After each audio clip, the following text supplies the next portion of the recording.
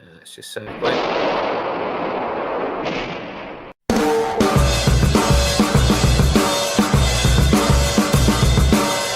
put this festival on you bastards with a lot of love. We work for 1 year for you pigs. And you want to break our walls now? And you want to destroy it? Well, you go to hell.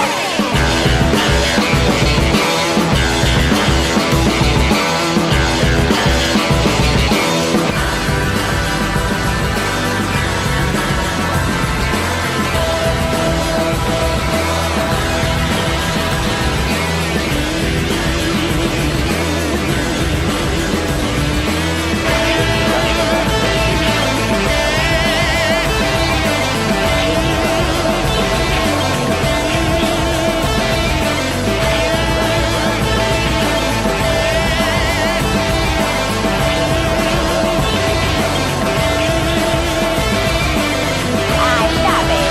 Good for everybody here. Yes, all are welcome. Yes, indeed. I love them. Fun. Nice. Life. Youth. Beautiful. I'm all for it. Hello, you beautiful bastards, and welcome to my so-called show. And tonight, me and my guest will be talking about the supernatural question mark High Plains Drifter with Clint Eastwood. And joining me is an old face I've not seen for a while. It is the Inside Man. How are you doing? I'm very well, thank you. Nice and warm on this lovely, warm English summer evening. Yeah, pretty good, mate. Pretty good, pretty good. It's good to be on. Thank you so much for inviting me. I really appreciate it. Yeah, and it's fucking boiling here as well. This poncho is not coming off for some reason, but yeah. And also joining us for the first time, and even though I've asked her, been meaning to get her on a few times, but kept forgetting, here she is, Rachel Piercy. How you doing? I'm doing good. You know how it is. You have to force me to do these things. I never choose to do them voluntarily. I know, because I keep asking you a few times beyond the green room in Lance's Outcast Creative, and I'm like, oh shit, I need to get her on one day. I keep forgetting to, but I've also been very busy with other stuff that I've not always had a chance to do these Friday streams. So yeah, I'm going to try and see if I can keep on them for another few more weeks as well, and try and prioritize a bit more again. But yeah, glad to have you on, Rachel Piercy, and I'm glad to have you on as well, Inside Man. Bless you. Especially since we're going to be talking about a good Clint Eastwood classic that I don't think Yeah. seems to be getting mentioned a lot more these days, and I think it does deserve more attention again. Even though it was a big hit, it got rave reviews, apart from John Wayne, of course. But High Plains Drifter, it's definitely it is very reminiscent of the Dollars trilogy, his Man with No Name persona, but there is kind of this little sort of darker twist as well. I mean, and not because he essays a girl, which really shocked me when the first time I saw it. Hmm. There is kind of this very ambiguous supernatural element, which makes you question that is he related to the guy who's been wronged, or is he the guy who's made some kind of deal with the devil? Blah blah blah. That stuff. It's very cleverly put together, and you never get that answer because why? You want that mystery, and it suits. It's the type of film that suits Clint Eastwood, a mysterious drifter who you don't know who he is, where he comes from, or if he's even human. And this is what we've been lacking. We were talking about modern movies prior to the stream, but I think this is what we're lacking. We're lacking movies that do have an ambiguity. We as an audience are, I think, more discerning than the executives give us credit for.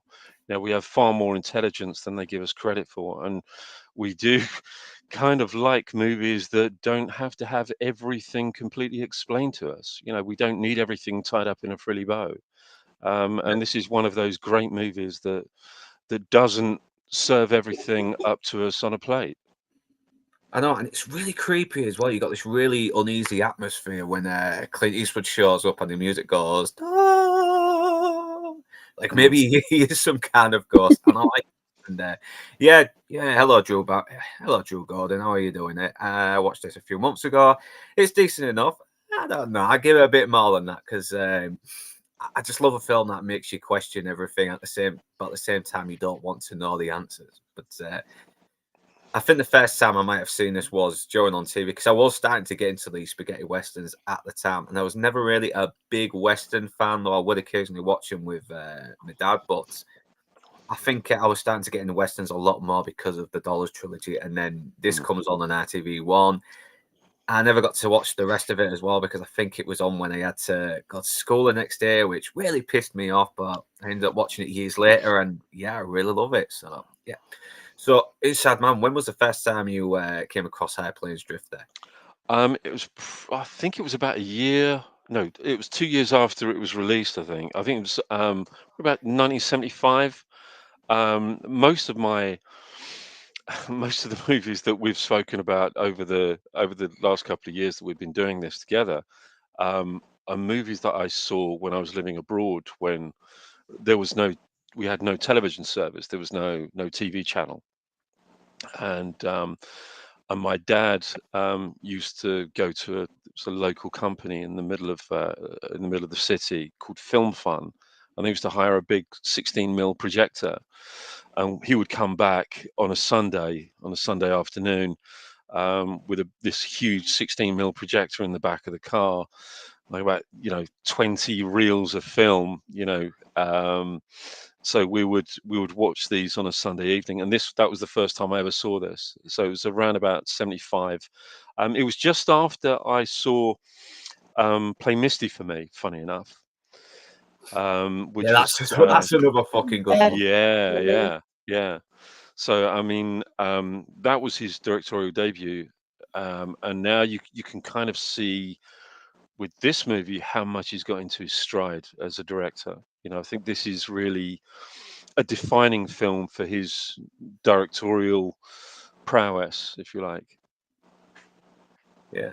No, I agree. And yeah, Rachel Piercy Act. Don't worry, I'll get to you later, Drew Gordon, with that one because yeah, that seems very interesting here. So, Rachel Piercy, when was the first time you came across High Plains Drifter or knowledge or when you saw it? Well, I would have seen it as a kid and would have had the VHS for it because my grandmother loved these westerns and she loved Clint Eastwood. So she had a lot of them on VHS. So we would just sit down and watch back to back to back westerns on a Saturday or Sunday. And this was always one of them. It's one of my favorites. I love when he does one of these films where you're not quite sure if you even know what's going on. Like Yeah. Pale Rider is my absolute favorite of his because it has that same supernatural, did what I think happened actually happen. I love that. And you're right, we don't get movies like that because we live in the TikTok generation now where we have to have everything spoon fed to the audience. And it bothers me on a personal level. Yeah, we got to have our Yeah. heroes screaming like they're some autistic kids that's had their fucking mini TV taken from him, going, uh oh. Yeah. So yeah, Drew Gordon. Yeah, I binged most of Clint Eastwood's filmography, so my reviews of his westerns might not be so objective compared to the other stuff I watch. Hello, by the way. Yeah, it's good, but so is McCabe, Pat Garrett, and Keoghan. Yeah, Pat Garrett and Billy the Kid was pretty good, that one. And yeah, do you do video reviews? If you do, send us the link one day in the comments on the rewatch, which might be better as well because that way I can actually copy it and save it and check it out. So. I remember seeing it as a kid. My mum likes Raw Hard, so yeah. So yeah, your grandma fucking kicks ass, Rachel. The fact that she's got so many Clint Eastwood westerns as well. That's also Yeah, she was a big fan. Awesome. I know, and it's pretty much one of his darker, nameless stranger movies because Christ, man, this is much more violent. I mean, there is some dark comedy, but at the same time, it's not that kind of comedy you got with the spaghetti westerns because there was a little bit more of kind of a lightness to the humor. Yeah, that's a really good point. I mean, this is kind of It's a bit of a levity-free zone, I think, this movie. Yeah, I Um, think there was one moment that really made me laugh, and that was when Clint Eastwood tells all the guests to get out, and then the priest's like, "Don't worry, I can give you some rooms to myself, and it'll still cost you just the same as a hotel room," which really made me laugh, especially Yeah, Clint yeah, Eastwood's reaction. So yeah. it's like, you sneaky little bastard! What the hell, man? But The more you learn about the town, the more that makes sense, though. yeah, I think this is Yeah. one of the few things that really separates it from Pale Rider, even though it has the same plot, because in Pale Rider, you want him to protect these people. You like these people. These are actually very likable people who do deserve to have this protector helping them. And Mhm. but here, no, they deserve every fucking pile of shit that gets laid on them. They really do. Except for maybe Mordecai and oh, I forgot the woman's name on it, but she's one of the few people who actually did protest the Duncan getting whipped. So yeah, Nix, how you doing, man? Okay, hail, Nix.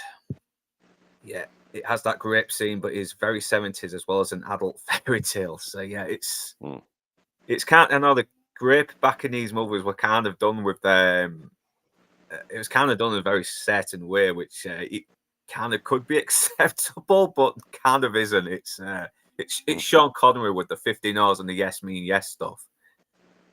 So, but yeah, we'll not waste any time. Let's get into it as well, because this is such a great beginning. Let me get the screen up. I do apologise.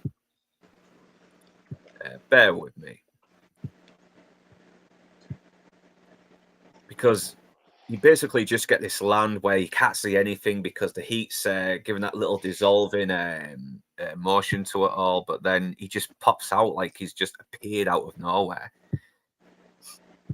Then you get the opening credits, and this is where he makes it all the way to Largo, which it's obvious is a new settlement as well, because you're still seeing stuff getting built at the moment as well, and nothing looks too worn in just yet.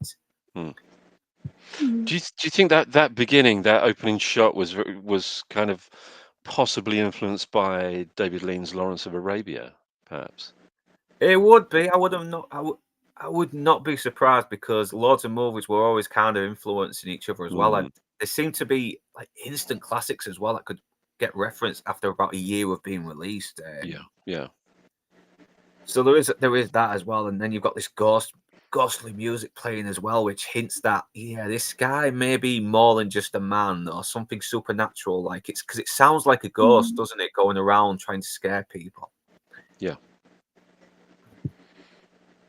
And obviously, you've seen a few actors on there as well who's been in all these other Clint Eastwood movies, especially the barber with the bad comb over, who you've seen in Outlaw Josie Wales as the bridge guy, and Any Which Way But Loose as well as one of the redneck bikers.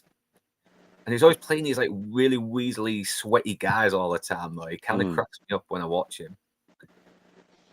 This actress as well. Oh fuck, I forgot her name, but she's in Star Trek as well. Very, very good looking actress. Well, that's one thing there was no shortage of in his movies. Beautiful women, just how he liked it. Yeah. Yeah, and the fact that she looks like Sandra Locke as well, who would later be his future wife, isn't of really much course. of a coincidence. Mhm. Then you got these very mean, and these guys do look like scumbags as well. They're all sweaty, their clothes look all greasy, like it's sticking to them. Everything, they look like they haven't bathed in days, because hey, it's the West, getting a bath once a week was kind of the norm. And then he gets this like whip crack as well, and just flinches, which once again adds another little hints that you will see later, to wonder if this is the relative of the guy who was wronged, or if he really is the guy, but he looks different. And since we come to the town at the moment, I mean, I think Clint Eastwood actually funded the building of this town as well. Had it built from scratch around this little area in California where this really lovely little lake was. So he didn't mess about with the production. So obviously he puts his horse down, he goes to the bar. Everyone's not very happy with him as well, because they've got this dark secret. They've got they've got this other bad news coming their way as well, and the last thing they need is another drifter coming in who might cause some trouble. And yeah, these two guys do not fucking help. This guy definitely doesn't. I mean, as soon as he drinks his beer, this guy starts standing behind him, and the other guy's like, "Flea-bitten bums don't belong in Largo. Life's too short for them." Most of the people in this film don't help themselves. I They know. can't help themselves. It's ridiculous. They constantly make the worst possible choices. Oh yeah, these are fucking dumbasses. Well, they are, and they've kind of put themselves in it. No, they have. They've not kind of put themselves in it. They really have put themselves in it. Yeah. I mean, if they probably just ignored this man and maybe moved on to somewhere else, it would have hit them really hard. It would have maybe set them back maybe a good long time. But Christ, at least they wouldn't have this sheriff's death over their heads, as well as these arseholes coming out of jail ready to burn their town down, and these other arseholes who are supposed to be guarding them. Yes, it's like one consequence from a lie, a hidden dirty secret has just gotten worse. It's like an infection that they've allowed to just turn septic. Of course, Clint Eastwood does this all quick draw, but with a beer, and he walks away from them. And I always kind of imagine that he was trying to sort of put them in a false sense of security, like making him look weak, so he could probably get the drop on them later in this moment. It's quite interesting. Whenever we do these streams, looking at the stills that you have taken, when you look at them as individual stills, you can really notice the composition of each of his shots, of each of the director's shots, and there's not a bad shot among these so far. I mean, there's everything. You know, this could be a silent movie. Again, I think we've spoken about this before on various other streams that we've done together.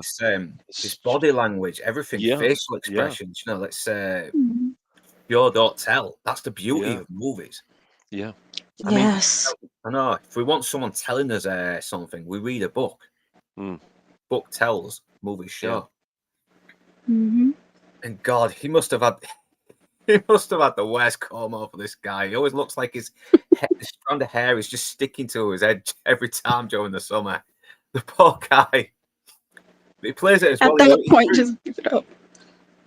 Yeah, sorry, what was you going to say? Oh, I was just going to say, at that point, just give it up. Just go bald. Don't even mess with it. It's not worth it. Yeah, I mean, I love this actor. I mean, when it comes to playing slimy little, sniveling little bastards, he does a good job of it. He really does. So now he's getting this little shave as well, and his fingers are shaking. Everything is because he knows this stranger coming here, any stranger coming into this town to stop by his trouble. But then it's like, hey, you got pig shit in your ear. Hey, I don't know what's worse, the shit in the bottle or the shit in his ear. It's funny. It's you know, the whole stranger coming to town. It's you know, we kind of see that as a little bit tropey, you know, a little bit of a cliche and everything. However, when it's done well, it goes way beyond that, you know, and you know, we have seen it in Clint Eastwood movies before and since, but it doesn't matter because we're already engaged. Yeah, I know as well, and it set up a real good bit of atmosphere as well. Like, you know, this is going to be a dark western, and and you can tell Clint Eastwood has really learned a lot from Sergio Leone and Don Siegel and all these other great directors who helped him as well. And he's definitely done his homework. He's learned. He's because he always seems like a guy who's had some ambition as well and wanted to be good at what he does. I mean, you could say he wasn't always the strongest actor because he played himself, but it was all about the, you know, he could do the sternness real well. And to be honest, he's kind of become a much better actor as he's gotten older. Yeah. He has. It's when you look at his career from the very beginning and the way he crafted this persona so carefully, he didn't need to play anything else. This was all that he needed to do, and he could have had a successful career just doing that. But as he got older, he challenged himself, and that's what I really respect about him. That was the time when most actors are getting ready to retire, and Clint Eastwood is just like, no, I'm going to change who I am. I know Like, he's nearly it's amazing. 95. He's nearly 95. He's still going, and I think he's got another film on. And God, I got to I don't admire know it. how he does it. I really don't know how he does it. No, no. But Right, I I think mean, Clint Eastwood's going to outlive us all. I think he is. yeah, yeah, yeah. Him and King Richards I are think. going to inherit the earth. I mean, what's one of the films that's been cited as one of his best westerns is Kelly's Heroes, which is a World War II movie, but in essence, it's a western. The whole Oh movie is yeah, a there's western. definitely that Mhm. stylish. And it makes Yeah. no. Oh, yeah. It doesn't try to hide it as well with the tank No, scene at the end. Where no, no. so yeah, we're gonna need paint, lots of red paint. Yeah, and fucking hell, I think he had like 300 gallons of red paint for the end. I mean, he did not mess around getting this town built. I think it took like 18 days to do, and Yeah. he actually bent it all down at the end, and there was no sign of it left after. So yeah, that was money well spent and Yeah, bent. yeah. I watched Catherine Deneuve in Man and 17, 1968 on YouTube, which has a funny dated grey grape scene. No, stop, cigarette. I'll leave you if you ever do that to another woman. It's like, 15 hours and a yes. Means yes. It's always the weak protests for me. Like, oh no, I really don't want this. Go away, you handsome man. You can sort of make the argument that she's just trying to play hard to get, but at the same time, she knows that she likes him. But I don't know. I mean, I definitely see that with It's Cold Outside. When I watched the original movie, okay, he's not date raping this girl. He's actually just being very smooth, and she's just being a little bit more playing hard to get, but she really likes him. I mean, and it's such a shame that every time these feminists or whatever keep looking back at these movies, they're always thinking, "Oh my God, he's being so sexist with this woman." But really, I mean, I don't know. Yeah, it's an abstract, bleakly surreal West. I wonder if Clint Eastwood saw El Topo. I don't know. I'll have to look up. Yeah, Look. probably, yeah. Yeah, I mean, there is God. definitely hints of High Noon here as well. I mean, someone once Yeah, said it's oh, yeah. High Noon if Sheriff Marshall didn't survive the gunfight and wanted revenge against the townsfolk for not helping him. Yeah, it's very highly recommended, Nick. I think it does deserve a bit more attention, even though, like I said, it was a big success, but it seems to have gone a little bit quiet over the years. But it's still really worth recommending. Gonna draw those pistols or whistle Dixie? That's a good one. Outlaw Josie Wales, and I think it's on YouTube for free. So yeah, definitely check that out. Yeah, it's good. A good introduction to stylized westerns too. And yeah, just like High Noon, John Wayne did not like this movie. He thought it was kind of like a very, it was like, yeah, well, back in the old days, people would get together, they wouldn't stand by and let people die like that. And Oh, really? yeah, I mean, which I think is bullshit. I mean, look at the murder of Kitty Genovese, if I'm pronouncing her name right, because she got pretty brutally murdered and no one did anything about it. That was back in the old West, and I think it was. And I think it was kind of inspired, what kind of inspired this movie a little bit as well. I had a story told to me about John Wayne by, I mean, Rachel won't know this gentleman, but his name's Barry Norman. He's a huge movie critic in this country Oh yeah, sort of it's like back one in of the the biggest. day. Like Yeah, and his father was film director Leslie Norman, who directed the original Dunkirk movie. But Barry Norman, I met Barry Norman a couple of times, and he told me a story about John Wayne. And he said he was actually on the publicity tour of True Grit. And the publicity tour of True Grit was actually on an old train going through the Midwest, and this old steam locomotive. And John Wayne was there, and all the press were there, and everything. And he said, John Wayne apparently was a little bit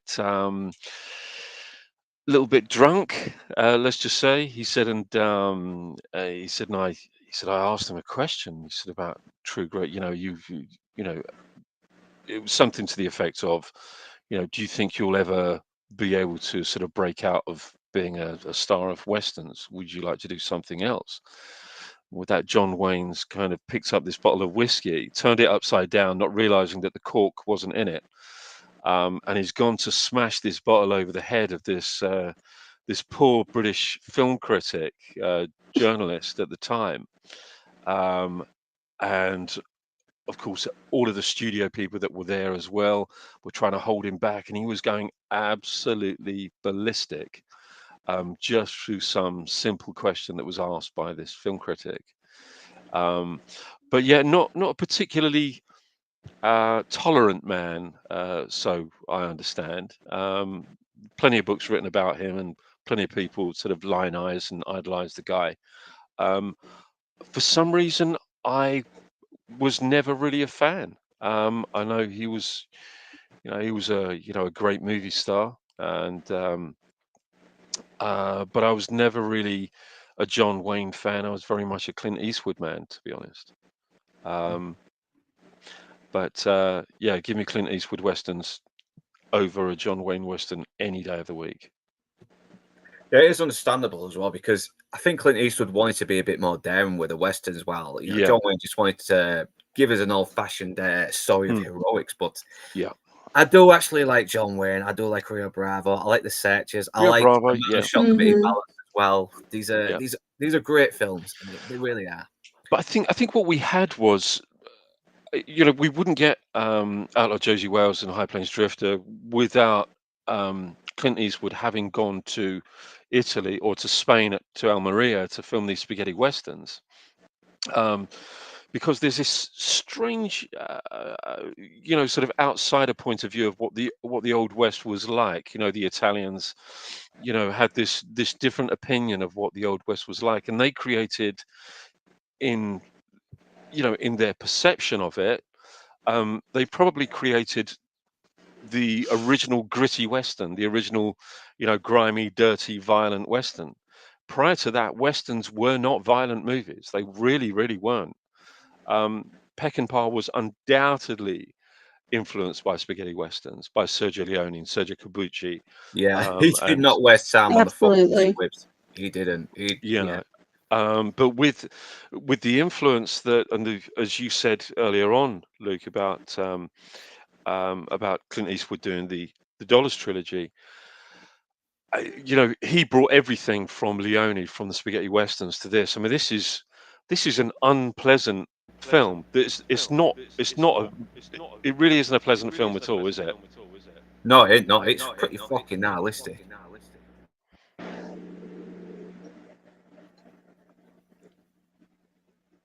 Hello. Yeah, sorry, you Sorry, it still went a there? bit quiet Yeah, then. yeah, Yeah, we 'cause had it a is bit of very a, nihilistic, isn't it? yeah, And yeah, there's only really a couple of redeemable characters on it, though, yeah. and Clint Eastwood is not really one of them. It's Mm, No. yeah, It's yeah, I think the conflict between the two different styles of westerns is that Americans wanted to look at the Western era as this golden age, yeah, this opportunistic, manifest destiny age of mm, expansion, and look at it through rose colored glasses. But when you have a vision from another culture looking at your own culture, you're going to get a different flavor added to it. So when you have John Wayne that's like, no, keep that out of my westerns, I don't like that. He's mm. trying to preserve the American vision of what he and others had crafted, which was a mythology about the West. It wasn't like that. It wasn't like What that at all. that's a fantastic point. That's a yeah. really amazing way of just summarizing that whole thing. That's I wonderful. do agree because when you look at history and all the stuff that happened during that time, it was a brutal, bloody time. It's Yeah. I mean, I've just finished reading Blood Meridian a while back, and I found out it was actually based on a real gang. It's fictionalized and exaggerated, but the Galactic gang, they were real and they were proper psychos. Yeah. Judge Holden was a bit real guy as well, but even though the book kind of gives him this supernatural little twist, you know, he was a real guy and he was one brutal sick fuck. And it's Jesus Christ, yeah, the Western Wild West was a brutal town. It really was. I mean, people got shot at. You know, you could die in the deserts if he wasn't getting shot because the environment would kill you, the heat or maybe some animal, whatever. It was a hard time. People get shot just over a card game because they had too much whiskey in their system. It's I mean, you could get shot for snoring too loud in the Old West. Really happened. So, yeah, it was not a nice place to be. But this is these are the people, these pioneers are these are the people from which the Americans are really built, from which the American people are built. These people are the building blocks. These pioneers, these cowboys, these these prospectors. These are the people from they are the building blocks of what modern Americans are. I think it's a wonderful history. It really is a wonderful history. Yeah, I mean, there is something about it. I mean, there is still a romanticism about it. I think 1883 did a good job of establishing just how harsh times were back then. I mean, yes. Yeah, it's kind of misery porn, that show, but it is good misery porn. But yeah, I'm going off on the tangent. Well, it was a miserable age for a lot of people. Like, it's not like what we have today where you just get in the car and you drive for a few hours and you're where you want to go. It was months, years of preparation before those months of hard traveling. So yeah, 1883 does nail that feel of you are going to suffer. You are going to suffer the entire way. And when you get there, you might continue to suffer. There's no guarantee. Yeah. Okay, so Eastwood has basically fucking blown these guys all the way to hell. Anyway, I started blasting. Wow.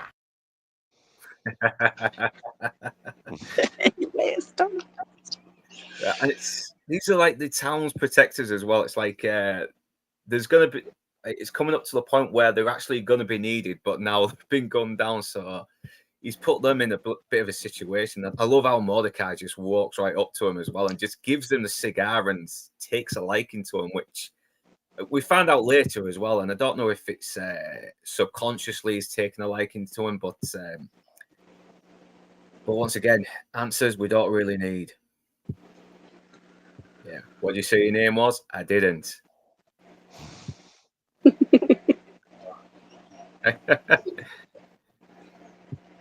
He just walks off. He's just minding his own business, and I think let me get her name up. I've got the bloody Internet Movie Database up now. So yeah, Mariana Hill. There she is. Good-looking woman, good actress, and God, she's a horrible fucking person. You want something bad to happen to her. Maybe not because that's going a bit too far, but still, she does deserve a good slap in the face. Well, what she does here, it's setting up exactly the kind of interaction she was hoping for. Yes. I mean, really. Yeah, it's like you can make a good argument. Yeah, she wants it to happen, but women in the Wild West is God. But yeah, she's really fucking rallying him up. She's really pushing his buttons. I mean, she's definitely that drunk chick at a party who just, for no reason, starts shit and ends up getting you battered by her fucking boyfriend to talking back to her. She is. Oh God. And I love how it's not going to work on him. Yeah, and I love how calm he is as well about it. If you want to get acquainted, why don't you just say so? I mean, I know. Look, she even fucking questions his manhood as well. She goes for a sucker punch to the balls at his manhood, and he tries to walk off then, but no, once again he says to your feet, man, they're almost as big as your mouth, because he's not going to let it get away with that shit. I mean, it's just one little snappy little comeback, and then she gets more hostile. She just slaps the cigar out of his mouth, and that's when he starts to really get pissed off. And then he drags her into the stable, and the SA scene happens, and it kind of looks like she has enjoyed it as well, because Mordecai is kind of smiling after. I mean, she does stick around afterwards, so Mm. Yeah, yeah, it's not like she takes off and is like, "Oh my God, what happened?" No, yeah. she sticks around. It was the old days. You could grip someone and they'd be fine with it after, as long as they loved it. As long as you were good at it, anyway. So. Oh, Um, Uh, oh my God, that was just dating then, right? oh God. I'm gonna get myself cancelled already. Jesus Christ. Oh my oh my God. god! Oh my god! I've missed Oh you. man. Oh. 5 minutes into the fucking movie. Jesus. Okay. God, get yourself together, man. Get yourself together. Fucking hell. But yeah, he has to get a room so he can get some sleep, blah blah blah, all that stuff. And yeah, this guy ends up becoming a bit of a thorn in his side as well. And it's just a quiet little moment as well where he just takes off his jacket and he just rests, and then you get this really cool resolve as well, which adds more mystery to who he is, because the guy who plays the Marshal Duncan, he was Clint Eastwood's stuntman back in the day, and yeah, it makes sense that this would be the guy who would choose to be the guy who may or may not be Clint Eastwood. Yeah, yeah. I know, and it's good, and you hear the whip cracks as well, and it kind of hits home as well to why he flinched when that guy cracked the whip earlier. And it is brutal as well. I mean, you can hear his flesh tearing apart with every fucking hit, and it's really well lit as well. Most of the faces are hidden. I mean, look, it's it's Higgins from Magnum PI. Yeah.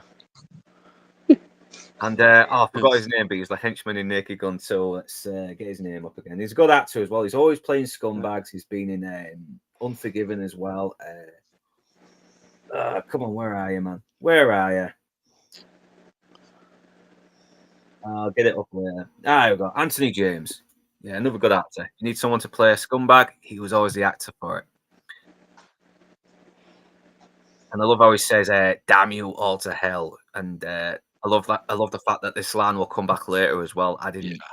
Just adding more questions as well. Just adding more. Yeah, it does. Yeah. Oh,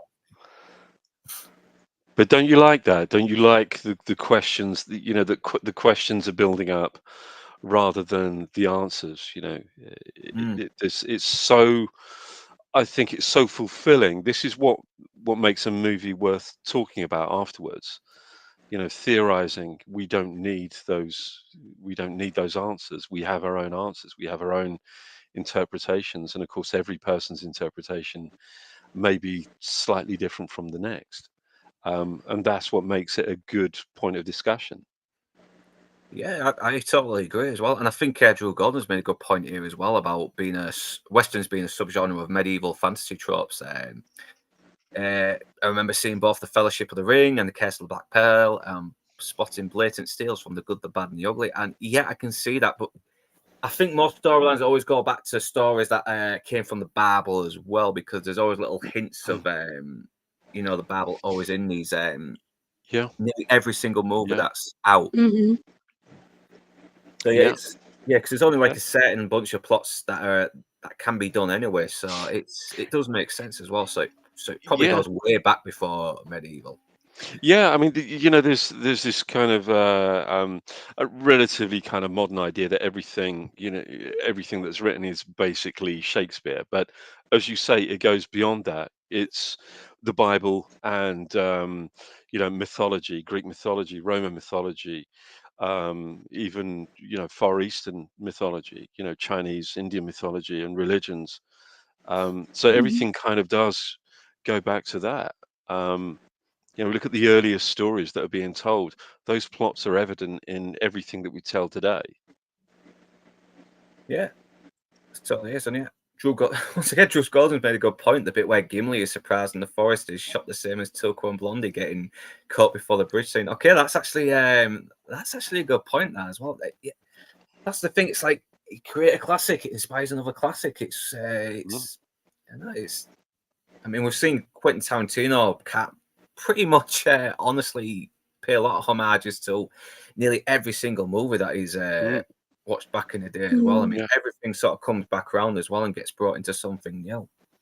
Yeah, I mean that's one of the things I love about Tarantino so much, and that is the fact that he he really wears his influences on his sleeve. He has absolutely no excuses or no apologies, makes no apologies for any of the influences that he has running through any of his movies.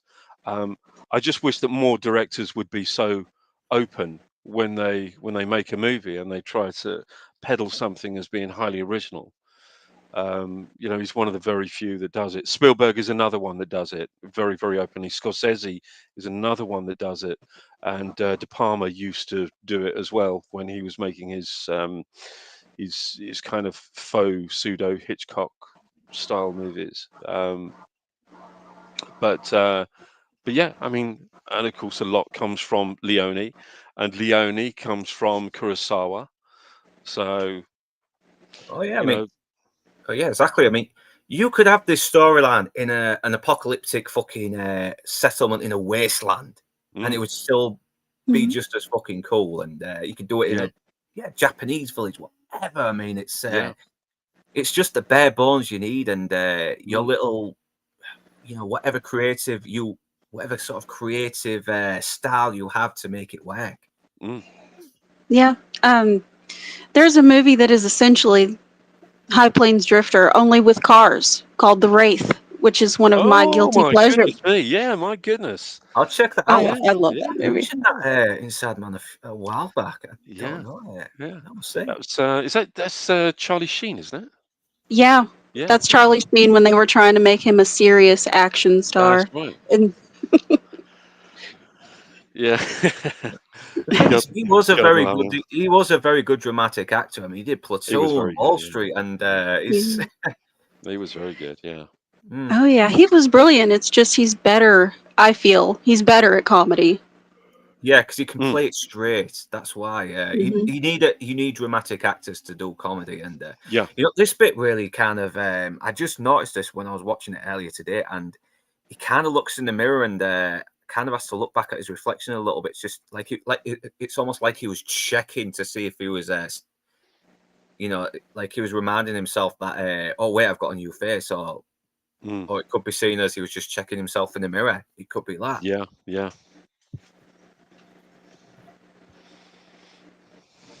Yeah, so obviously the guy's doing so do you want to stay another night? And he's like, I'll let you know. And once again, they've just got this spot. They've both got this little look together as well, and she has no idea what to make of him, and she's obviously not got a high opinion of him, a high opinion of a high opinion of him just now. Mm, mm. But the way he looks at her as well, I mean, you could interpret it. You can interpret. I can't get the fucking words out. I do apologize. You can interpret that in many ways. Yeah, I get there. I get there in the end. Now the guys are being shipped off in the coffins already. So yeah, he's had a good sleep. And yeah, he comes back because he still has his bath that needs to be ready. So, and yeah, the guy, the poor guy, just can't keep his hand straight as well because he's cutting the sheriff's face by accident. This is a good town to grow a beard in. Yeah. It is. It is. Yeah. Ugh. Yeah, and already they're trying to bloody, schmooze him into staying into this settlement and protect them. Already they're trying to get Mm, into his good graces. So it kind of goes to show they're a little bit conniving as well. So mm. yeah. Yeah, there's something I mean, the last time I watched this was some years ago, and having having watched it, probably 8, 10 years ago was the last time I saw this. I kind of got Wicker Man vibes. You know what I mean? There was something kind of slightly Wicker Man about it. This kind of sinister Mhm. sort of undercurrent going on with the townsfolk and Clint Eastwood's character, the stranger. Yeah, you Um, just don't trust them, do you? They yeah, they yeah, don't come across like trustworthy people. yeah, It just reminded me of, sort of Sergeant Howie, when he arrives on the island and he's starting all of his interaction with the people of Summer Isle. There was just, it sort of struck me when I rewatched this, back a few years ago. Yeah, I think there is. I think you could argue there is some similarities as well. I mean, except Clint Eastwood is a bit more. He's a bit more morally ambiguous, isn't he? While Yeah, Edward Woodward perhaps. actually Yeah, was a good guy. He's a righteous yeah, man. He was a bit of a stick in the mud, but he was yeah, still. He still wanted. He was still a guy who was very moral and wanted to do the yeah, right thing. yeah, And very sadly pays for it because it's a horror movie. The good guys have to die, yeah. and you have to feel shit at the end every time you watch it. I love movies without a happy ending. I really do. Maybe that's sort If of it feels, if it feels end, I think a good yeah, nihilistic bleak ending is yeah. is Uh, well deserved. it just appeals to my sort of curmudgeonly, demeanor, really. We're miserable people, really. Yeah, We just want everyone to suffer. yeah. I am a very optimistic guy, but sometimes you do need to be reminded of the dark side of human Yeah, nature, don't yeah, you? That's because that's all part of growing up and trying to handle the bleakness, the nihilistic elements of the nihilistic nature of humans, yeah, I should say. yeah, yeah, So yeah, obviously he starts telling them, okay, those guys, well, they were supposed to be protecting the town, but they were starting to get a bit too big for their britches, and but you've gunned them down, blah blah blah. So it's like, and don't worry, because they're assholes, we're not going to charge you, and because he already know he needs them, but his attempts go tits up because she comes in trying to shoot him. I know she's like bang bang, he's right there as well, and she doesn't even get him. It's like, oh, did she get him? But he's not human, and he doesn't need to, and he cannot be Mm, killed. mm. And he just pops up real cool with the cigars, like, I wonder what took her so long to get mad. It's like, really? She had all minute to think about it. Well, it's probably obviously has done this before as well. She's had men do this to her, and she's always kind of like she has made a nasty habit of it because you do find she's very promiscuous and she's always fucking shagging the next person who can who can be useful to her anyway, for lack of a better term. Yeah. Mm-hmm. Yeah. So this is where we start to see that these guys, you really are spineless bastards. Like, we've got Stacy and these two cousins coming there, and they want revenge against us because we kind of sold them down the river, even though they did us this favor of killing the marshal and hiding our little dirty secret. And we need someone to protect us from the guys who were supposed to be protecting us. Shit, we're assholes. We're dumbasses. We are. Yeah, but these actors are really good. I mean, they do a good job playing these downright despicable people, hypocrites, everything. Ryan Mitchell as well. I mean, he is on full-on sleazy form. He really is, and you can tell he's the guy running the whole thing. But at the same time, he's not very good at keeping this in control either, because he's kind of in it just as much as they are, and all they're doing is just digging themselves even more deeper. Yeah, and I love how the preacher's just so useless, saying, well, maybe they've changed their ways and they won't want to kill us for selling them down the river. It's like, fuck off. Sure. Like, no. At least Bridges and the Carlin brothers, you know who they are. You know what their motivation is. Yeah. These people, at least they're honest psychopaths. give me an honest psychopath over somebody like this every day. Yeah. I know. I mean, he's even saying, I will not be part of this. My conscience won't let me. It's like, well, you are part of this. You've allowed a guy to get married just because you were digging on some property that belonged to someone. I think it was government property, wasn't it? Mm-hmm. Yeah. Yeah, it's public land, but yeah. So I don't know if they could have avoided this in the first place. I don't, because you don't really get much information after that, but you can probably just yeah, just come to your own conclusions on that one. So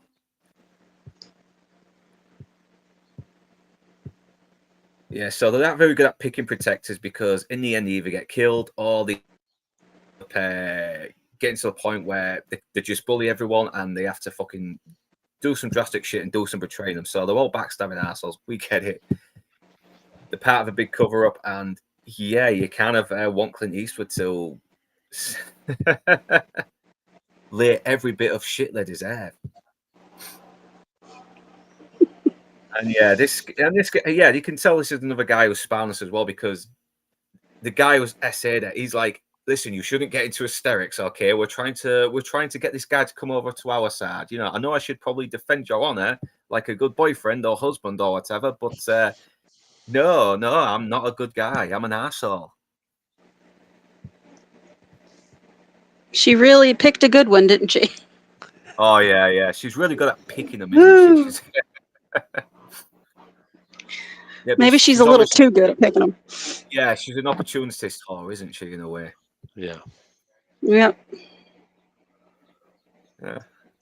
That's why she's mad. He didn't give her what she really wanted, which was, his protection and some benefit out of what she did. That's why she's mad. She's not mad about what happened. I think it's his ambivalence, isn't it? Really, that she's mad about. Mm-hmm. Everyone else gives her that attention. Yeah, if Clint had a skeleton zombie face, then this film would take place in the Fallout New Vegas universe. I can see that. Yeah, the cult vibes. Yeah, and the fact that they're basically like a community that's a tight-knit community that's also a terrible tight-knit community as well. But this is the thing. This is a very dark secret that they've been hiding all the time, and every time they've tried to cover it up, it's just laid more problems. And yet all their animosity towards each other is really starting to spill out just a little bit as well. He's just because even though he's getting high to protect them, he's already tearing them apart just now. He's already tearing apart everything that they're built with just very, very slowly. And yeah, he's obviously saying, I'm not interested in being your gunfighter, but I'm not a gunfighter. It's like, well, yeah, you are. You look at the way you shot those bastards. It was kind of cool, you know.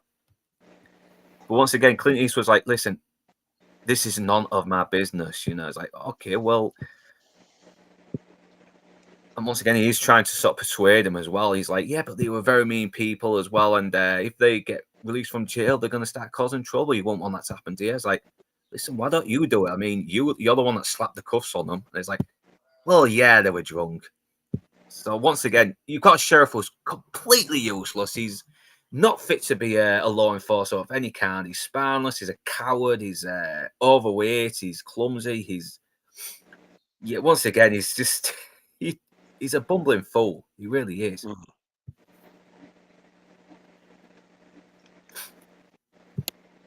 Yeah, but in the end, and in Clint Eastwood, he actually does go out his way to give some advice as well. Like, get some riflemen up there, and that's all you need to do. And then when they come, just gun them down. And but once again, he's like, okay, we'll give you everything you want. And then Clint Eastwood's like, everything. So obviously he's seen the opportunity as well to get another, basically play divide and conquer amongst them. So he starts. So it's a good way to exploit these villagers.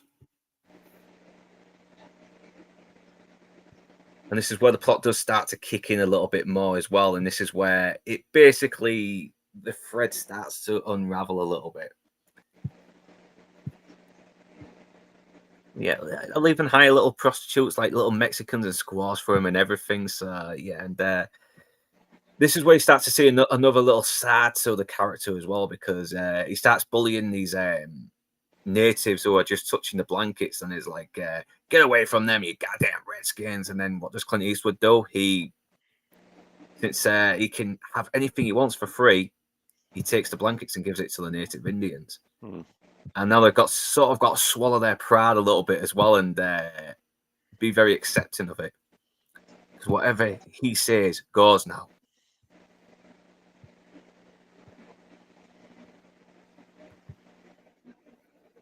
Oh, yeah, and I love this little moment as well where he looks at Werner Bloom here and goes, "Anything I want here."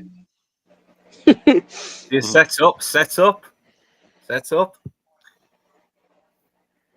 Yeah, and there's Higgins as well. And this, I'm not gonna lie, this might be.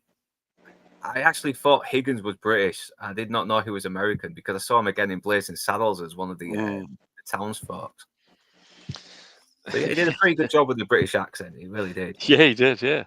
He's very good. He was one of those great sort of stalwart American actors that you would always see in a supporting role. But a bloody good actor, a great character actor. But these kind of people, these kinds of actors, like him and Slim Pickens and other great supporting actors, never really had starring roles, but they were the backbone of American movies and American television. These are the actors that I really adore. Yeah. Yeah, and I do love Mordecai as well. There's such a likability. Yeah. I think I saw an interview saying like the worst thing about acting alongside Clint Eastwood is having constant neck ache, which I always thought was very charming as well. That's the only complaint he had of working with Clint Eastwood. So. Yeah. But yeah, even the townsfolk's not happy with the facts that he's getting stuff for free as well. And yeah, look at his face as well when he walks away with the saddle, and it's like the most fanciest looking saddle as well. It's like Jesus Christ, it's like everything they're building up is just unraveling a little bit, piece by piece, visually. No words are said. And it really shows you what kind of people they are. Not one of them stands up for themselves. Yeah, I know. They are more than willing to be walked all over. Yeah, I know, and they do bring it on themselves as well. They're allowing worse things to happen, and this is what happens when you don't band together and you let some asshole take over. I mean, it does get him around beers and especially the whiskey, and he's happy to serve the beer for free. But when it comes to the whiskey, is like, I didn't know we meant whiskey. Yeah, but even the sheriff's like, listen, we got to put it all in the key. Everybody has to make their little contribution. Yeah. And since Clint Eastwood knows he can exploit these people, what does he do? He takes the sheriff's badge off the sheriff and gives it to Mordecai. And it's like, I love that. I love that as well, because you can tell Mordecai has really been treated like shit from these people because of his appearance, and he's kind of been given a little bit of authority where he can probably unleash his bitterness a little bit on them. Yeah. But he never comes across bitter. He still comes across as a very likable guy who's finally getting his comeback after all the years of being mistreated. Yeah, he really does feel like the only genuinely good person in this town. Yeah, like if he could have helped, he would have, but he would have just been killed pretty easily. And you can tell he was not in on it, because when Stacy and the boys go over to kill the sheriff, he looks genuinely confused as to what's happening before the actual act of violence happens. Mm-hmm. But it is funny as well. It's like, hey, I thought it was funny when you gave your badge to the run, and then he takes the hat off him and puts it on Mordecai, and it's like, he just shuts the fuck up. It's brilliant. And I love it as well. He's like, he's so excited as well. It's probably the most happiest he's felt in a long time. And look at the faces of these people as well. And he's like, oh shit, what have we done? What have we done? It's going to get worse. It's bad idea. Bad idea. And yeah, even though this is not really as funny as the Dollars trilogy, there is still humor here as well. The fact that he has to get a gun, that's way too fucking big for him as well, is brilliant. And I don't like the fact that it is, but he's not just exploiting them as well. He is, I think, in a way, he is trying to maybe redeem them a little bit, or maybe he is trying to put them in, trying to lead them to get killed. I think it's the former, really. I think it's trying to give them some form of redemption. Trying to show them something, how they can get their redemption. I think it really is that.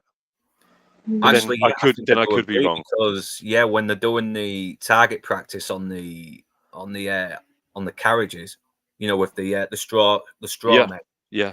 He does actually say shit, as in, yeah, these people are gonna die. Fuck. Yeah. He actually does seem a little bit scared for these people. Yeah. Yeah. Yeah. So he's getting everyone to volunteering as well. Well, I ain't heard about these volunteer gunmen type of guys. It's like, well, you should do. You're in it. Everyone's in it. Yeah. Yeah, you want to protect your town folk. You need to learn to stop being fucking pussies and defend yourselves. Yeah. And this is where we meet Stacy and the boys. And God, it's Juliette Lewis's dad. Let me get his name. Jeffrey Lewis. Jeffrey. Yeah, Jeffrey Lewis, who was also another Clint Eastwood regular back in the day. He's done. He's been his brother in Which Way But Loose. He's played a lot of villains in TV shows. He's a really good actor, and I love him in Double Team as well. Double Impact, sorry. Yeah, once again, Anthony. Oh, keep forgetting his bloody name. I do apologize. Anthony James, is it? That's it. Yeah. Yeah, I don't know the name of the other guy, but obviously this is Stacy and the Carlin cousins. They're now released, and they've got no horses as well. And he's like, "What do you think you've been eating for 6 months?" That's diabolical. Yeah, Made them eat their own horses. But within the first couple of seconds, you get who these boys are. The Anthony James character, he's obviously a bit of a loudmouth. He's not really the smartest, but he's obviously kept on because he's loyal and he's also fucking mean. And you can tell that Jeffrey Lewis's Stacy is a bit more smarter, and he does have. He's always in control of the situation a lot more. Like he knows what he's doing. Yeah. So it's obvious why he is the leader of all these three, and obviously the third guy is. Smarter than Anthony James's character. Just a little bit. Yeah. And this is where they unleash their diabolical plan. We're going to go to Largo and unleash our vengeance. Yeah. And yet he is very chilling as well, Jeffrey Lewis. I mean, I buy him as a psychopathic outlaw type guy. He's definitely. Yeah, he's definitely vengeful. He's bloodthirsty, and you kind of almost feel his pain a little bit as well. You almost feel his needs. You feel that he's been wronged as well. And yeah, he's doing the whole leadership thing as well. And he's obviously calling them out on the cowardice a little bit. It's like, listen, you just scared people who don't know what to do or how to defend yourselves. So yeah, you need to fucking listen and do what I say right here. And once again, we get this shot as well, which then gets repeated later in a different context. And I always love that. I always love that when some little moments come back in a different context that's getting paid off for something very explosive or very intense. Yeah, and this is where they're doing the target practice. And I am actually surprised they haven't shot the fucking people rather than the carriage. It's like, what the hell, man? But they keep missing it. The terrible shots, everything, and the holding rifles as well. And they haven't really got much excuse if it was pistols and they're holding it with one hand. Understandable, because back in the day, people weren't very good with pistols because they would hold it with one hand and they couldn't really get a steady aim properly. He looks so disgusted by this display. He does. Just like, oh my God. So, yeah, so he obviously is trying to give them some kind of redemption, but just to see if he can. But if he can't, then fuck him.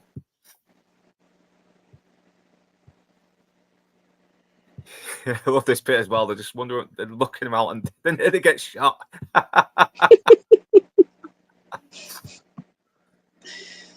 And obviously, she's helping this guy as well to try and get him to kill Clint Eastwood. And he pulls out a knife, saying, "Listen, I did not agree to get my carriage shot by a bunch of dimwits." He pulls out a knife, and Clint Eastwood, without looking, already knows he's pulling the knife out. He's saying, "You're gonna look real dumb with that knife sticking up your ass."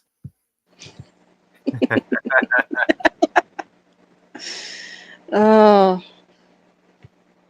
I love that as well. And just to show that he's fucking serious again, basically reminding him he's serious, he puts the beer down and he shoots the scarecrows, the dummies. He even shoots off Mordecai's hat, and just to show him means fucking business to the big guy here. He's like, "You still here?" And he's like, "No. I'll just get going and try not to shit my pants before I reach the toilet." So, and she looks pissed off Probably as well. failed. Because, she looks really pissed off here because she was really hoping this guy would shank him, but no, that did not work out. But once again, because he's such a cool, because he's such a fucking crack shot, everybody's relying on him to do everything for them. That's the idea they've got from this, and it's once again back to business. So now he's like thinking, okay, these people are beyond redemption. Maybe I can just twist the knife in a little bit. So he has these Mexican people as well to take apart the hotel owner's hotel and even get the bartender to arrange the drinks for a picnic later. And you're like, what the hell? What do you mean a picnic? What's going on here?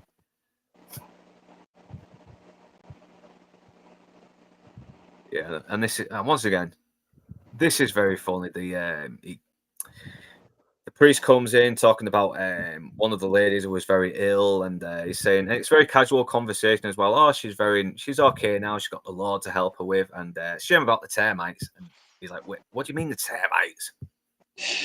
Yeah, well, why are those Mexicans tearing it down? And yeah, because what he says goes, he can do whatever he likes, and once again, the idea of him doing whatever he likes dawning on them is the idea of him doing whatever he likes being a bad idea is dawning on them even more, because now he's really fucking twisting the knife in a lot more as well. He's saying, okay, I need all these items, I need all these bed sheets, I need all this pain, and I also want your guests out as well because I want to be alone. It's like, well, where's my guest gonna go? It's like, out. And he's like, not 1 ounce of empathy here as well for anyone in this village. I feel like the hotel owner suffers the most through all of this. It makes you wonder if he doesn't feel like he had more to do with what happened than anybody else. Because, he takes apart, the stable. He takes the sheets, which are not cheap. He kicks out all the guests. And then one more thing happens. He really goes in on him. Yeah, and because when you go to the flashback, he does actually look like he's smiling while Duncan is getting whipped to death. Yeah. So I'm wondering if there was any animosity towards Duncan, like maybe his wife admired him a lot more because he was an asshole. Because he's definitely shown to be a despicable person. And once again, we see a bit more of just how Stacey and his gang are just these ruthless people as well. And the fact that they're just killing these random people just to steal their horses shows that, yeah, the people of Largo are really fucked with these people coming in town.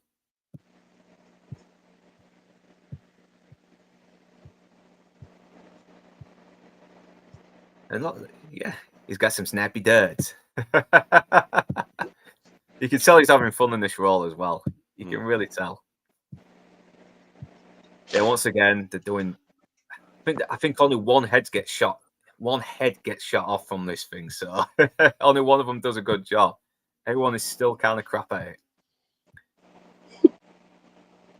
Yeah, and already they're regretting it as well, especially the hotel owner. I mean, he's like, listen, maybe we shouldn't just do this as well, because he's tearing my bloody barn apart. He's making me do all this stuff. It's like, come on. Can we? Somebody stand up for me, please. Well, stand up for yourself. I know, and the other guy as well, he's pissed off as well. I mean, look, he's made the dwarf a fucking sheriff and the mayor. He's taking everything for free, and it's like, well, yeah, you landed yourself in this situation. I mean, just because you wouldn't get together and learn how to bloody shoot and defend yourselves. I mean, this is the Wild West. You should have learned how to survive this.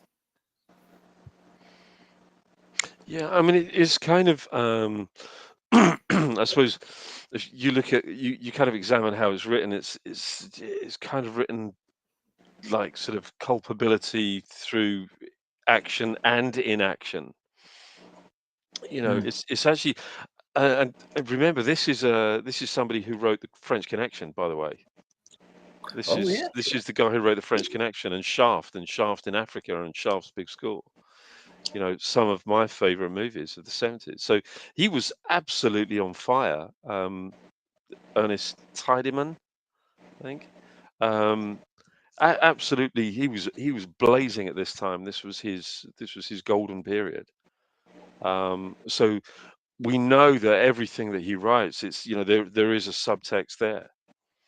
But this is a smart script. This is smart writing, and we Mhm. really are. It's funny looking at this now. I mean, and going through this, and like I say, I haven't seen this for probably about 10 years, but literally everything is flooding back to me. Just looking at these shots, um, and I'm so desperate to see something like this again. Something like this done in a modern way. Somebody, a smart writer, a clever writer, to write something as good as this. Um, but I fear that we won't see it for a long time.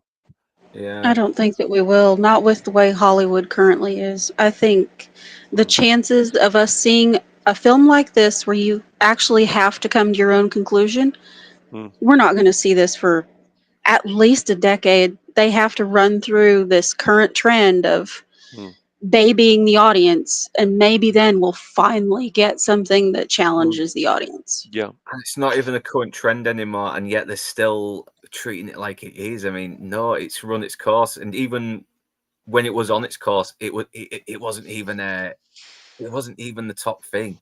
It mm. wasn't even Hmm. something people liked. I, This I, is I very mean, clever as well. How he's just slowly turning them all against each other as well, because they've got their own personal hang-ups, and it's all yeah, coming out as well. yeah, It's all yeah, coming out, and with them venting each other as well, and pointing, and it's all finger pointing everything. yeah, yeah, yeah. I mean, it kind of, it sort of plays into that, very much the theme of Reservoir Dogs, of the thing. This, everybody being unsettled by the presence of everybody else there, and everybody pointing the finger at everybody else. It's Hmm. an age-old theme. We've seen it so many different times, but in movies like this, and in Reservoir Dogs, and in The Thing, um, you know, it works because they are just superbly written and brilliantly directed by amazing directors. Yeah, and plus it's also kind of about greed as well, because they've Mm, basically allowed their own greed to allow something bad to happen, which has just yeah, caused more consequences. And yeah, yeah, it's the chickens are coming home to roost with these people as well, yeah, because now because they're supposed to be in this together with this terrible thing, but now it's turning them all against each other as well. I mean, they're blaming the stranger for it, but mm, really all mm. he's done is kind of just set things in motion for what was inevitably going to happen anyway. Yeah. He's kind of lifted the rock up, isn't he? He's lifted Yeah, up the rock to see what's underneath it, Hmm. and that's essentially what it is.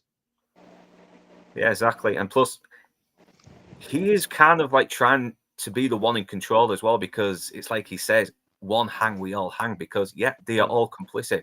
They are yeah, they're all complicit in what's yeah, happened. yeah. Complicit through both action and inaction, I think. Mm.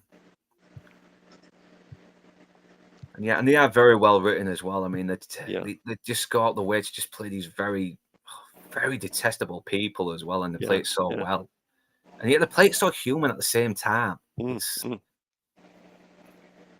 Yeah, so he's getting all the guests out, everything, and he's just throwing them all out onto the street. It's a bit of mean-spirited humor, but and he's kind of whining about it, saying he's not right what he's doing. He's like, well, if you don't like it, go tell him. Yeah, And I love how Mordecai Really? just smiles, because he knows he's not going to tell him. He knows he's going to buckle under the belt. And since they can't say anything to him, they're going to take it out on Mordecai as well. But mm, he's the sheriff now. They can't do anything without Clint Eastwood's character fucking doing something about it. And I obviously, think the it's preacher's trying to sort of like guilt trip him a little bit as well. It's like, yeah. well, we're all brothers and sisters, and it's like, well, why don't you house them then? And yeah, he calls him out on it. It's like, yeah, you care about these people, you fucking look after them, Mm. you take them in, But isn't and it he exploits them. isn't it classic cowardice though? You Yeah, know, exposing classic cowardice. yeah, he's Hmm. doing it very well as well, just by being an absolute arsehole. I mean, by Mm. being an arsehole, he's exposing them for who they are Yeah. more and more, and it's coming out more and more. It's And funny, you yeah, know, going back to what you said about him looking in the mirror, I just think, you know, that mirror now really has kind of a lot more significance when you think that that's exactly what he is holding up to them, isn't it? Really, you know, yeah. a metaphorical mirror. Yeah, because it's like what Werner Blum says. They're a bunch of hypocrites hiding behind words like faith and friendship and Mm, family mm, and valor and Hmm. all that yeah, shit. And it's showing through. It is yeah, bleeding out. Their dishonesty is bleeding out for yeah. everyone to see because he does take them in and he exploits them. He Mm. exploits them. Oh yeah. Profits off them. But it's kind of, you know, people that are convinced of their own morality. You know, they've convinced themselves of their own morality. Yeah. You know, they think that if they are family people, if they are people of faith, then that makes them extremely moral people. Um, but it is, yeah, yeah, they're unpleasant, to, And that to seems put to it be the mildly. case for a lot of people who have this kind of like morally superiority kind of complex. Yeah, yeah, This does a good job of highlighting Hmm. that as well yeah, mm, because yeah, as bad as Clint Eastwood's Stranger is, he's kind of honest about who he is. He doesn't mm. pretend to be anything he's not. And that I think is really the crux of it. It's the pretense. It's the fakeness. I think it's, you know, Mm. anybody who has to bleat on about what a wonderful person they are, what a wonderfully moral person they are, and you know, the more they talk about themselves, I think the more you kind of realize, well, hang on a minute, you know, you keep showing us this side of you. You know, you only want to show this side of yourself, um, and you're not quite the person that you're claiming to be. And none of them are the people that they claim to be, that they purport to be, or aspire even to be. Yeah, I mean, Mordecai doesn't claim to be anything else. I mean, Right, he's happy to right, get his own back on right. these people, and Dead right. yeah, and once again, Fenner Blom, she comes across like the only one with apart from Mordecai, the only one who comes across decent. She's not out to be Mm, bitter towards people, but she's yeah. not going to stand for people being an asshole either. I mean, she does Mm, kind of call the stranger out on his bullshit as well, and he kind mm. of he never seems to get hostile or towards her. He kind of admires her for it. Mm. He seems to show a lot of liking to her. Yeah, yeah.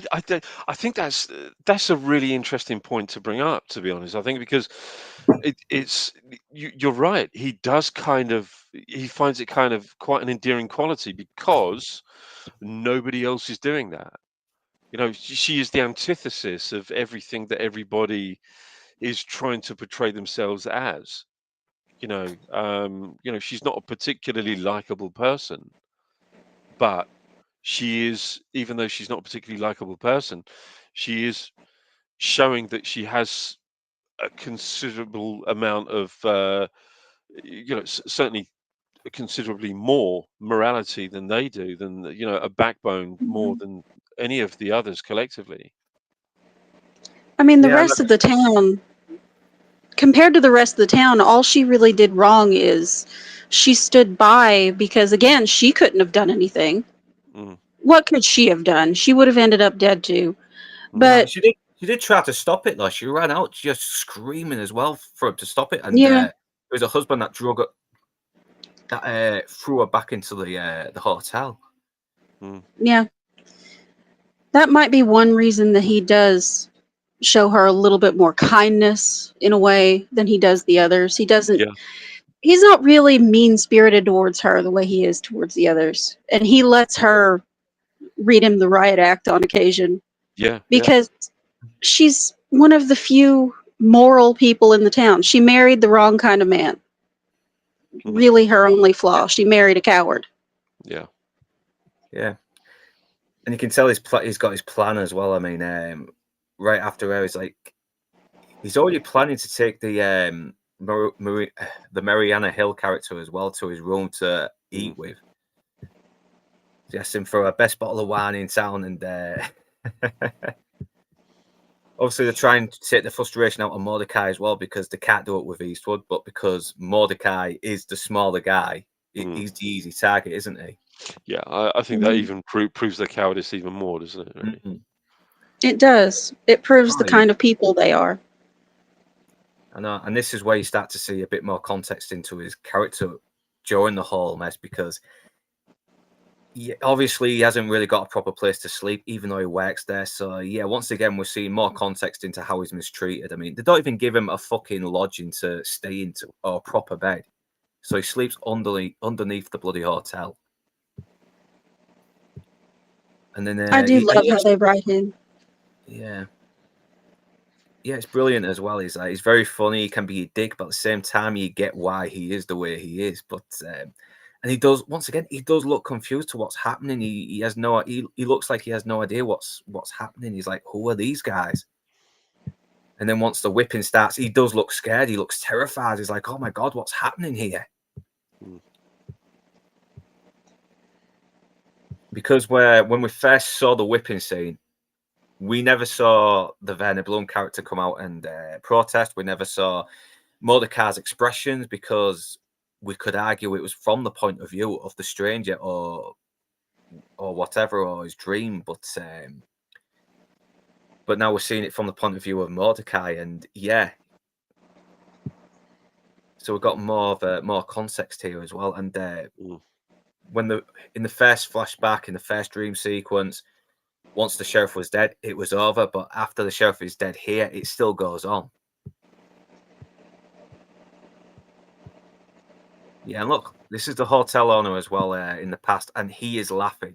So he's obviously had some, he's probably had some bitterness or rivalry against Marshall Duncan, and probably was really happy to see him get killed.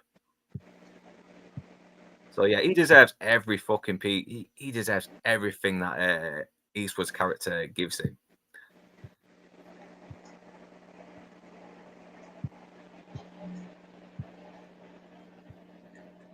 And then we get the damn you all to hell, which I love that, which is great setup. Everything. I mean, that's what I love about these older movies. There's always great setup for some great payoffs. And yeah, there's no expression on the townsfolk whatsoever. Everybody looks very indifferent towards it. And he generally seems upset. He looks frightened. He's traumatized. And maybe Marshall Duncan was probably one of the rare guys who was nice to him. Yeah. Of course, he sneaks into a room as well, and she tries to defend herself. It doesn't work. And obviously, he calls her on the bullshit that, yeah, you're not really mad. You liked it. You did.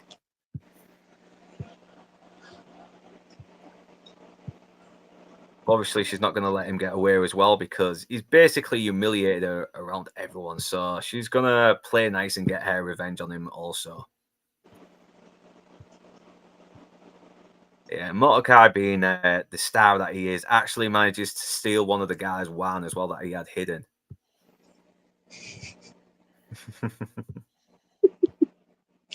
Oh, he's great. He's the best. He is.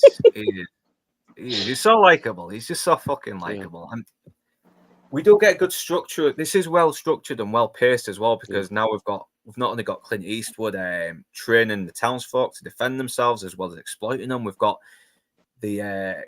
Stacy and the Carlin cousins on the way as well. We keep cutting back and forth to them, so it does build a little bit of pace and tension. Like the clock is ticking. They're closing.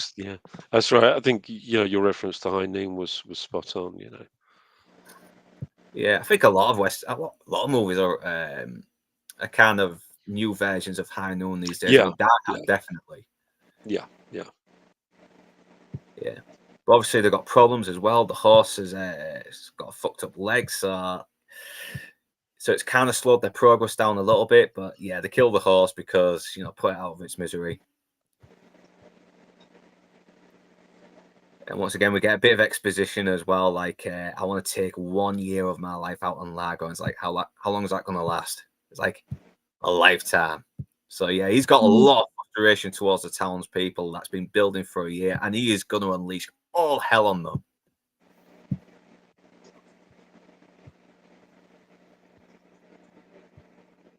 Yeah, so he's having fun as well. I think he's drinking that wine, or it might be whiskey, but yeah, the town folks, they're done with him now.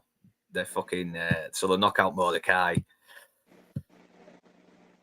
And obviously, it's looking like Mariana Hill's character is in cahoots with them as well over what's happening, because she signals them to go into the room. And oh yeah, this is later.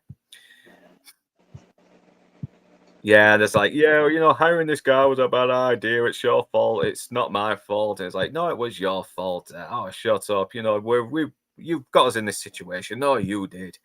Never mind this. We need to get rid of this guy as well. He's been ordering all this stuff. It's ridiculous. And then we get this great line as well. It couldn't be worse if the devil himself had ridden right into Largo. And is like, oh, really? I mean, think about it. This is the third time they have hired somebody else to deal with their problems. And it just keeps working out so well for them. Yeah. They learn nothing.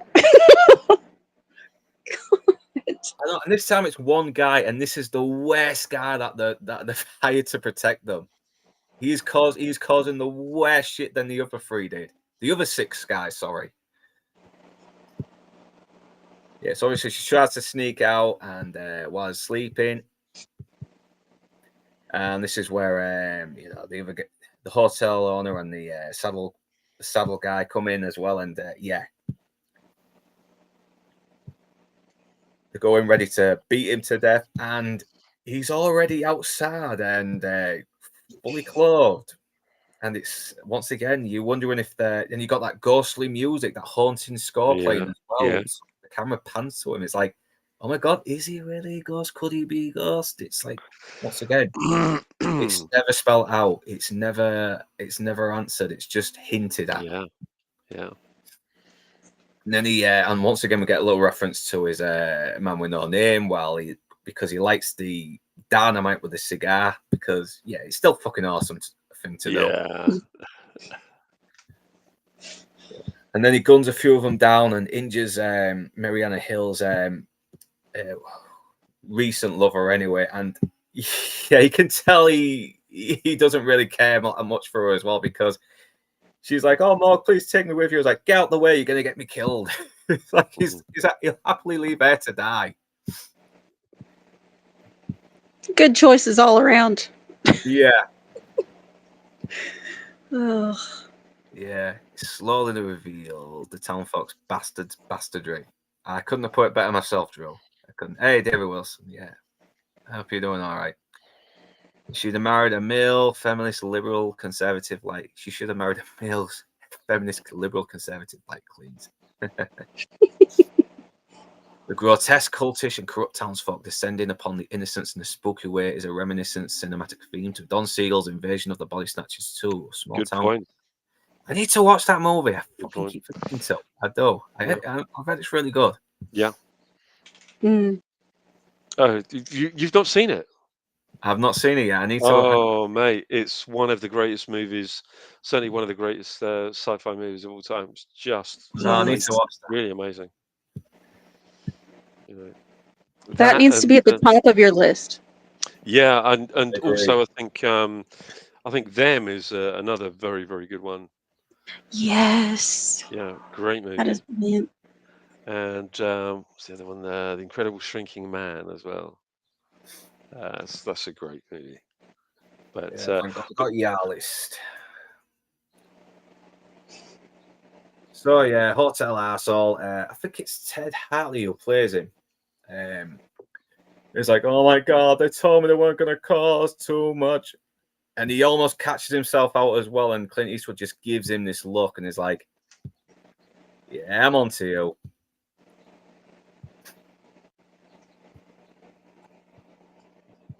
Yeah, once again, they're just pointing fingers at each other as well for the mess that's happened. It's like,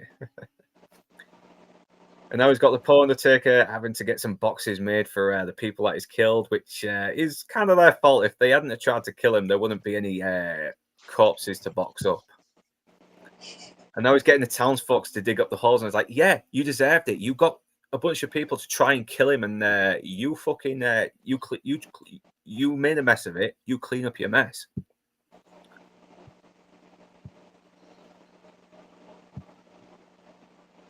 It's like, so what happened here? And it's like, somebody left the door open and the wrong dogs came home. Yeah. Once Great again, impression. he's compliant. He gets the shuffles. Once again, Mitchell Ryan being the negotiator as well, and he knows that they fucked up, and Eastwood's not happy, so he's got to try and get him back on their good graces. So listen, they were acting on their own, all right? It was totally not our fault. Don't blame us for it. And Clint Eastwood's like, yeah, you know, I don't think I'll hang around here too long. He's like, well, how about I brab you? You know, give you a nice little brab. A nice little brab always eases the pain of betrayal. And he tries to, and he actually kind of, what's the term anyway, where you negotiate prices? Barter. Barter, that's it, yeah. He tries to negotiate 500 a head, which probably would have added up to 150, but then he goes 500 a year, which I'm guessing was double because it turns out they're going to have to pay him $3,000, which was a shitload back in those days. Yeah. Goddamn overinflation. But once again, we're seeing more of just what a slimy bastard Mitchell Ryan's character is. It's like, listen, once he's done with, we won't need to pay him. And they're hoping he catches a bullet. Yeah, because of course they would. Because again, that has worked out so well for them in the past. It's like, yeah. It's like they just keep digging bigger holes. They just keep digging themselves deeper. So. And I do actually feel sorry for her as well, because it's her business as well that suffered from this, and it's her husband's fault. And she married him. Yeah, I know. I knew you were cool, but I didn't know how far you could go. And I mean, she kind of just sort of like calms down the hostility towards him, saying, "Is like, listen, I don't know where you're gonna stay now." Then Clint Eastwood gives her this look. It's like, wait a minute. And he gives her a smile as well, because and he doesn't have to say a fucking word. Just a facial expression, and you know what he's saying. Yeah. And he drags her into the bedroom, and her husband doesn't do anything because, God, what an absolute ass. He's like the Will Smith of the Wild West. Jesus Christ. Oh my God. Yeah, really. But this is different as well, because he doesn't throw onto the bed and force himself on her. I mean, he kind of lets her go as soon as he lets her into the room, but she's obviously still scared because, yeah, she remembers what happened to Mariana Hill at the beginning. She grabs a knife, you know, ready to defend herself if he tries anything, and he doesn't need to as well. He manages to get her to come to him.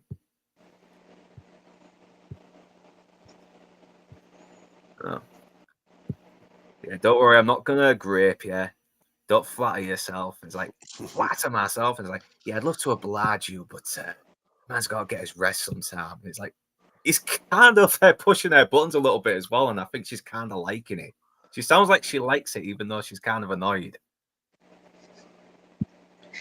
She's enjoying the psychological manipulation going on just a little bit. She likes the fact that he's fucking with her a little bit. You know, it's like, if you come back in about half an hour, I'll see what I can do. I'm like, Jesus Christ, you bastard, Clint, you bastard. Oh. Meanwhile, her husband's standing outside thinking that something's going on. Yeah. She's an independent woman, all right.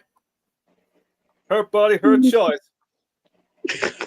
Not my duty as a patriarchy to do anything about it. mean, she does nearly go for him as well, but somehow he manages to work a charms on her, and she gives in and succumbs to his Clint Eastwoody.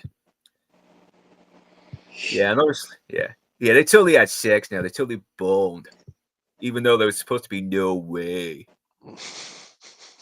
And yes, she really does open up.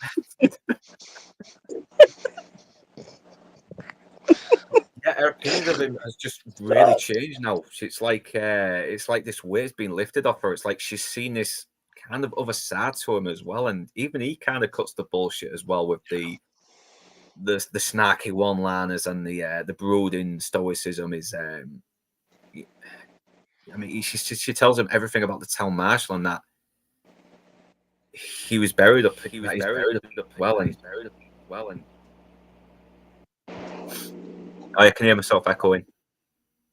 No, it's gone now. It's gone. It's all right. It's gone.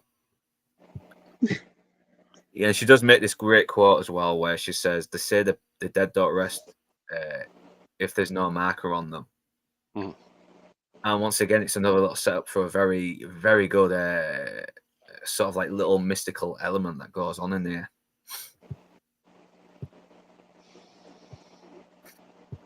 It'll be interesting to when we get to the end of this to find out what your interpretations are on this, what everyone's interpretations are. Yeah, I would love to see people in the comments Yeah, say their yeah, interpretations, because okay, Clint Eastwood has pretty much said that originally he did want it just to be the brother, and but he decided to leave that out and just let people come to their interpretations, which was yeah. the smart move. It really was. Very smart. Yeah. Yeah, and I love how Clint Eastwood's like, yeah, I don't really care about this Marshall Duncan guy. I don't know why you're telling me this. And she doesn't know why she's telling him this. It's like she subconsciously sees Duncan in him. We never really know. Once again, it's a few choice words, and it's very vague, but at the same time feels very realistic. It does make me wonder about her relationship with Duncan before everything went down. Maybe Yeah. that's why her husband looks so happy that Duncan's getting killed brutally in front of them. Yeah, maybe know. she was. Maybe she did have an affair, and she really was in love with him. But I think so. I think so. yeah, once again, we never really know. It's never really answered, but there's little hints there, and I like that. Yeah, yeah. And this is probably one of the best quotes as well. "You're a man who makes people afraid, and that's dangerous." And he replies back saying, "Well, it's what people know inside of them that makes them afraid." Yeah, well, it's what people know about themselves inside that makes them afraid. And yeah, that is just so true. That is so dark, like so disturbing, and at the same time, very human. Yeah. Yeah, I mean, it's quite quite philosophical. It's very sort of introspective kind of um, yeah pieces of dialogue. Really, yes, that's terrific. Really terrific writing. Mhm. I mean, you No, can look at it like a basic Western because it does have the Mm. basic plot Yeah, going on, the yeah, basic yeah, structure. But once you start to really listen, pay attention to what is actually happening, it's not a basic Western at all. mm. It's a discussion of humanity. It is. It's so much more than just a Western, and I think this is where perhaps, as you were saying earlier on, that John Wayne was not a fan of this movie because his Western movies were very much very black and very white. They were very good, very bad. They were, you know, it was that very much good against evil. Um, Hmm. um, no real sort of gray areas, no ambiguity, um, no suggestions of anything. Whereas this, I think this is really kind of a thought piece, really. mm, Um, much more than just a Western. You know, this is it's a very sophisticated piece of cinema that just happens to be set in the Western period. yeah, and I always thought like Clint Eastwood's westerns always had this very reflective sort of. They always seem to be very reflective, doesn't he? I mean, he's talking about the cowardice of humanity, and Yeah, and what people, the sort of dark side of humanity, the yeah, cowardice, the that kind of enables more bad things to happen. While yeah. Unforgiven is more like just the consequences of living the life as this legend, Mm. and the legend isn't all it's cracked up to be. Yep. Mhm. Yeah. Yeah. So he's very smart as well, especially with Outlaw Josie Wales. I mean, that's basically talks about a guy that's basically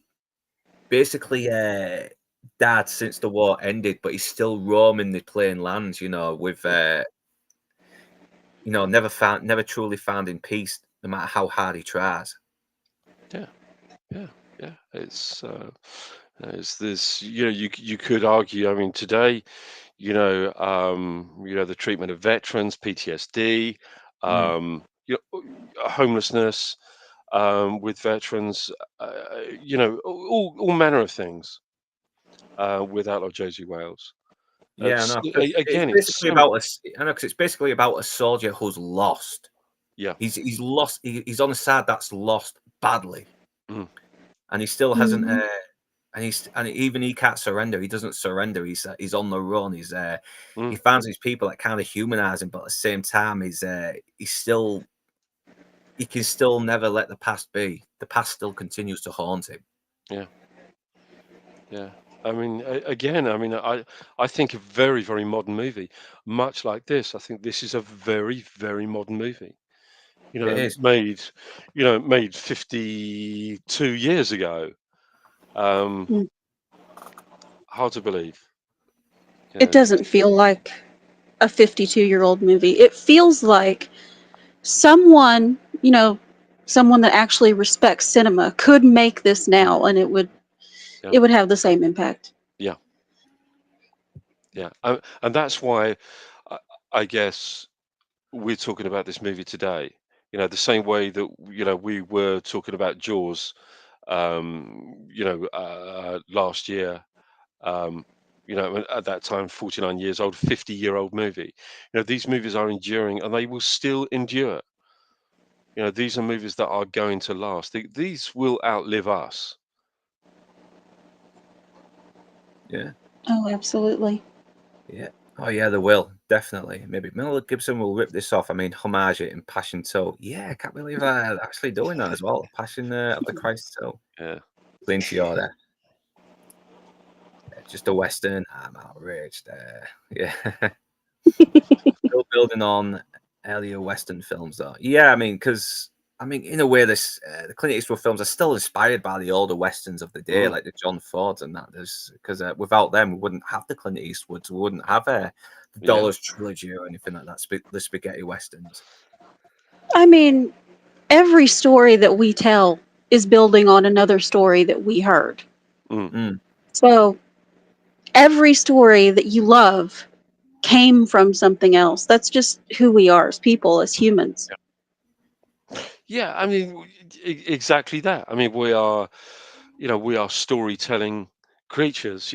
Fortunately, we have the wherewithal and the intelligence to be able to tell stories.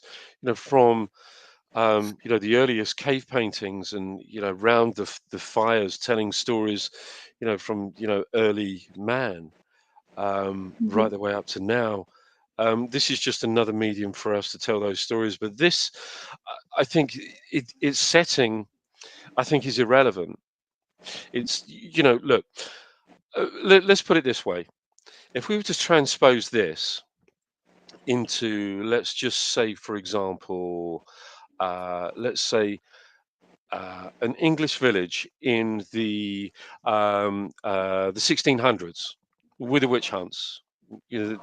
the witch hunts, or if we were to transpose this to, a small Bavarian village in Nazi Germany, we would have the same story. This is a universal story. This is a universal story about, things, as I mentioned before, action and inaction, uh, being both of them being a transgression of true morality. So you could put this in any situation. You could put this story in any situation in any time period, where we know that there were injustices and where we know that there were any form of atrocity. So it could quite easily be put into revolutionary Russia, or into China, into feudal Japan. It could be put anywhere, and we would have exactly the same story. Its Western setting is merely that; it's just its setting, but it's a universal story. Mm. Yeah, it's very biblical as well because Yeah. he seems to be obsessed with hell at the moment, doesn't he? Like Mm. he's having the town painted red as well, and Yeah. he's not just going to wreak vengeance on them. No, he's going to put them through hell Yeah. in a way.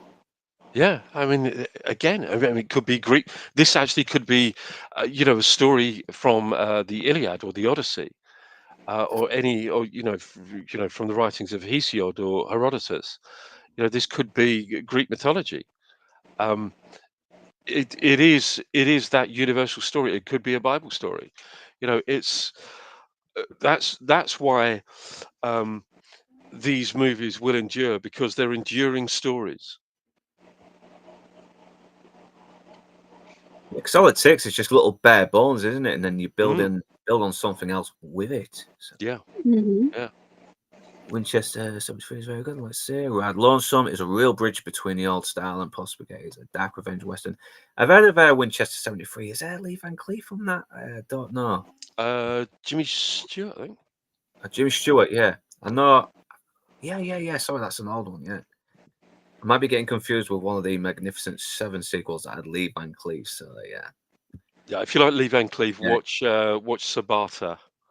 I'll check that out. I mean, Yeah. It's he's a very underrated. great movie. Underrated Lee Van Cleef. He is. Yeah, Could be Deep Space Nine. Yeah, I mean, sci-fi takes elements from westerns as well, especially yeah, like Cowboy Bebop and yeah, Hmm. yeah, Firefly as well.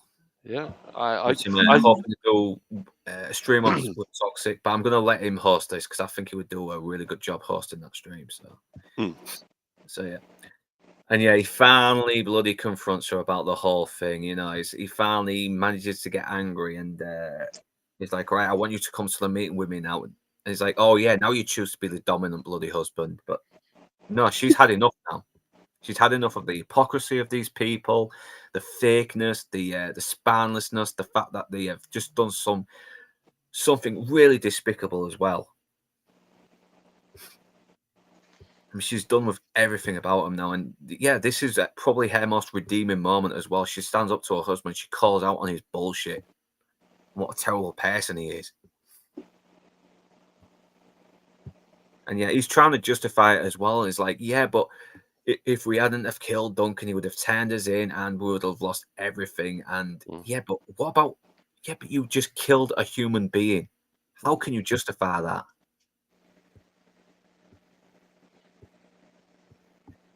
And yeah, it's a great scene, and Werner Bloom does a great job of it. Ted Lewis, once again, just sells the unlikability of this spineless, this spineless swine. I think even how the female characters are named tells you the archetype they're going for with them. Like Callie.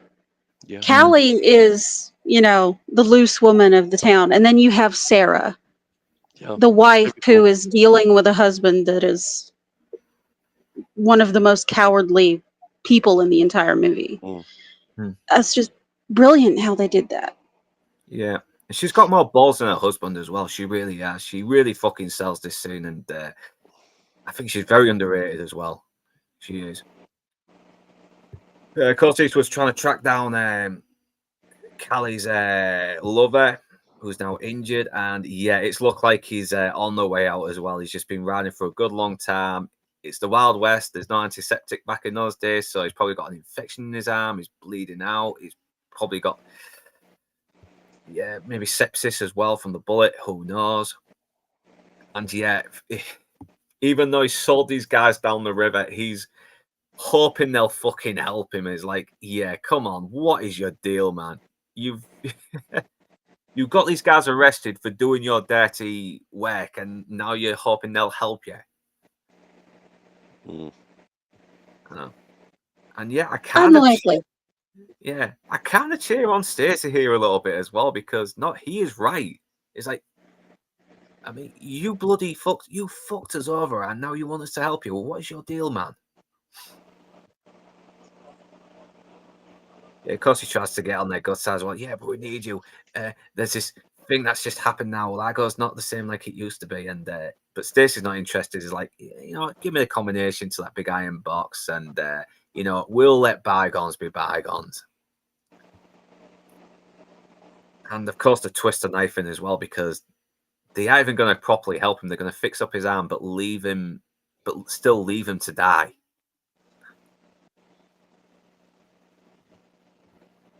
So obviously he tells him to go fuck himself, and yeah, he just kills him. He just shoves this sharpened this stick into his throat. It's nasty. You don't even see it go in though, but it is. Yeah, it's not nice to look at as well. Even he's kind of like, "Whoa, what the hell, man?"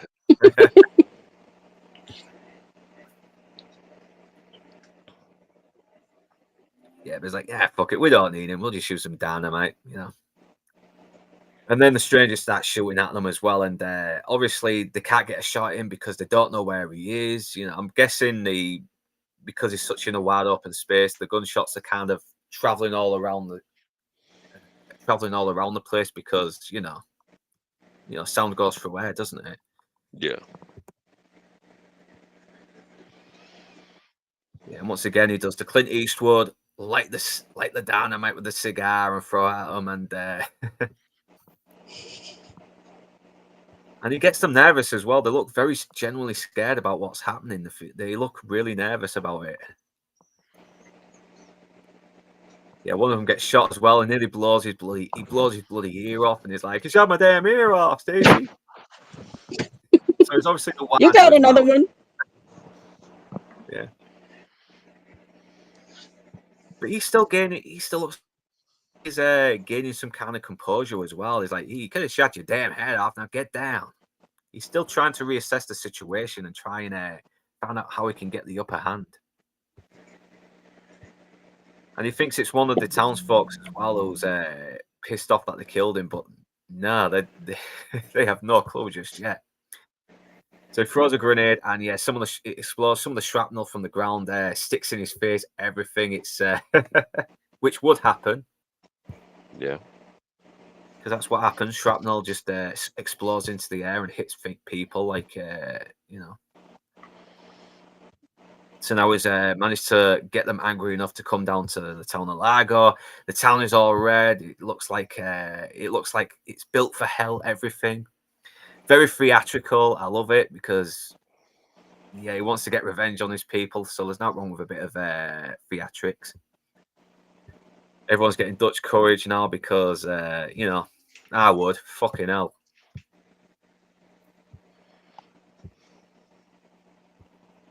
Yeah, and I love how he just sits Mordecai on the bar as well and gives him a little drink. So you can really tell he likes this guy. Yeah.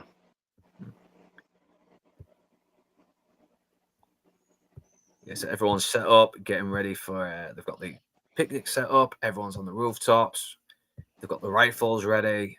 And he's going to leave Mordecai in charge as well. And what does he do? He rides off. He just leaves them. Yeah. I love how Mordecai actually just stands his ground as well. He's like, fight everyone. And they don't. They fucking don't. They all bottle it. They choke. And some of them get killed while it happens. It's like he's giving them this one last chance to redeem themselves a little bit. And yeah, no. This is a surprise to no one. Yeah. He's not even surprised. Yeah. They're beyond any hope. And I love this. I had to get this shot as well of the stuntman just hitting the shed here as he falls to the ground. I mean, all done for real. All done for real. I don't know if there was a little bit of padding on that roof there, but or if it was real wood and he was trained to, he just knew how to land on it without hurting himself so much. Who knows? Yeah, Now he.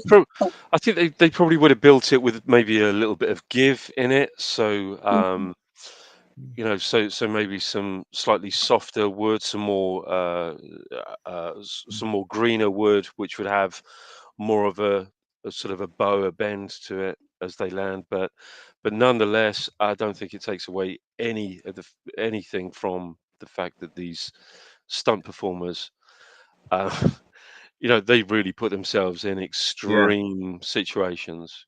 You know, mhm, Yeah, I admire those guys. I mean, every time I see yeah, it's like every time I see Indiana Jones and that guy has to go under the bloody army truck. It's just magic Yeah, to Terry watch. It Leonard. really Yeah, is. yeah, yeah.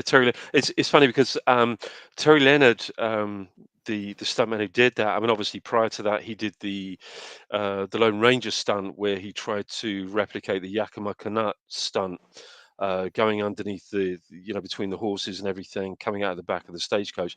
He obviously got injured just before he did that exact same stunt for Raiders, but after Raiders, when he did. Um, what's the name of the Michael Douglas film?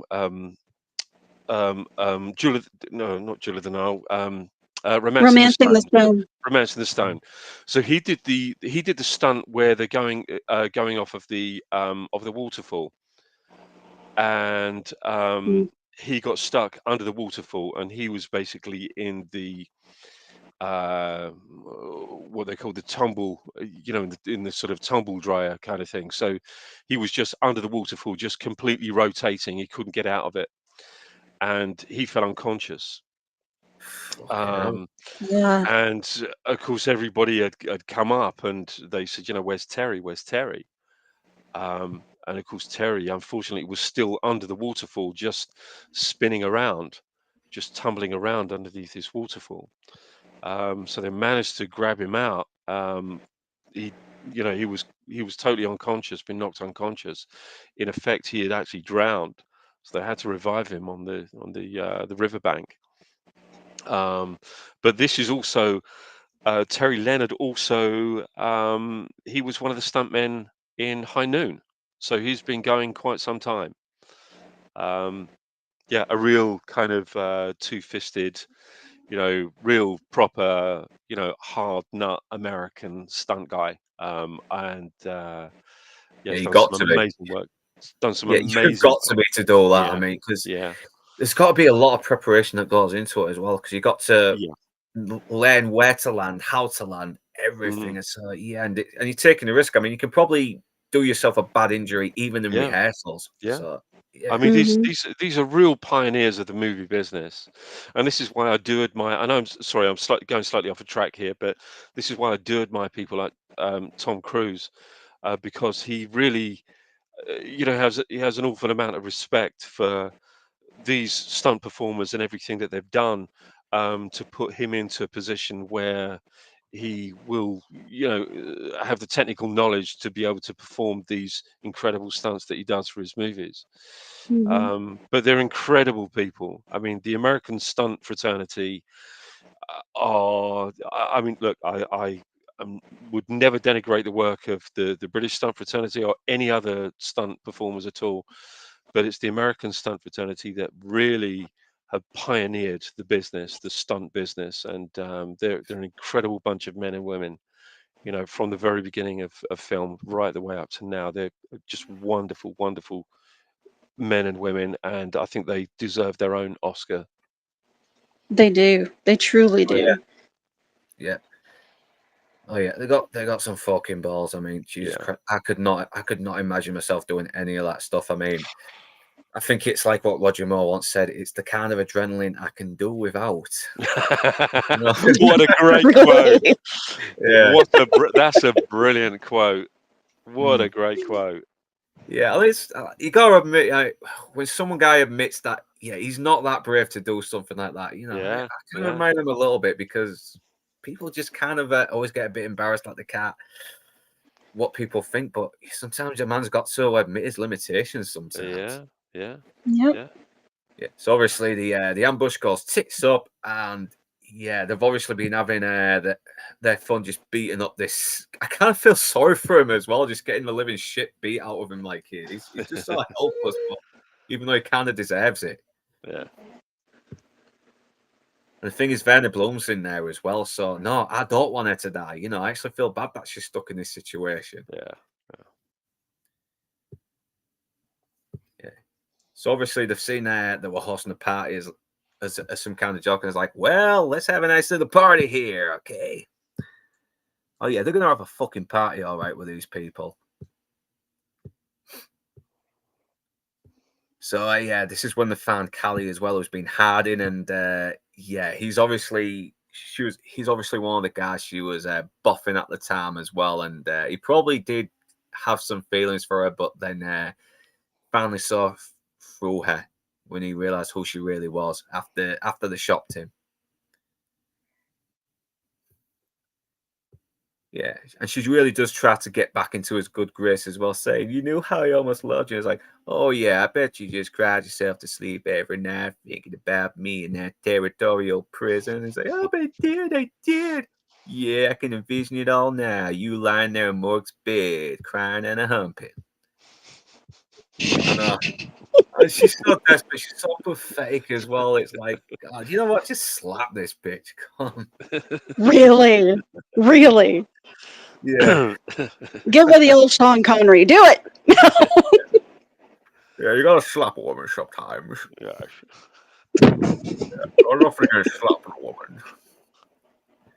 Yeah, she does. She's like, and she does try to get back with him as well. She's like, "I can do better than you in a 4-bit fancy house." I'm like, "Oh, that is such a deep wound. You've really stuck the knife in there, because that is when someone says a fucking cheap whore is a much better thing than you are, then yeah, you're pretty low. You're pretty low." The only problem is, who was the stranger? Who was the guy that was shooting at them earlier? And yeah, he gets his answer because he fucking throws a noose at him and drags him out, and he suffers the same treatment Marshall Duncan did as well. He's like saying all the things Marshall Duncan did. Please help me, stop. And he's like the devil here as well, with the flames just behind him. I mean, that is a brilliant shot as well. Yeah, it's like a demon that's punishing him in hell right now. It's brilliant. Mm-hmm. Yeah, and I love how every whip crack as well cuts to the townsfolk. Everyone is flinching, but Werner Blum stays still, and Mordecai smiles. It's like he's starting to know who this guy is a little bit without realizing it. That's how I always interpreted the scene. And it just keeps going, and yeah, damn, he just breaks his. I think he tightens the noose around his neck, and it's got blood around the neck and everything. So it's definitely cut into a main vein here when he's bled to death. So now they're on edge. They're wondering what's happened. They get the villagers out, hoping they could use them as leverage. But yeah, credit to fucking the stranger. He throws the fucking dynamite in front of the fucking townsfolk. He does. Turns out there's no fuse in them. So, and now the horses are gone as well. So they're pretty much up shit's creek here. And yeah, this is good as well. Once again, it's adding more to this supernatural element, because he's going back and forth in different locations very quickly, and somehow managing to set that noose up pretty quickly as well to hang this guy. But it's a very suitable death as well. He hangs him with the whip. It's brilliant. Or was it the noose? I don't know. And then we hear the whisper in the "help me." And yeah, is it Marshall Duncan? Has he made a deal with the devil to come back as this avenging angel and seek his revenge? It's once again more questions than answers, but I love it. And then the guy's like, "Who are you?" And he doesn't answer him. Well, he does answer him, but not in the way that he expects. You know what it is, bitch. Bang! Bang! Bang! Bang! Bang! Bang!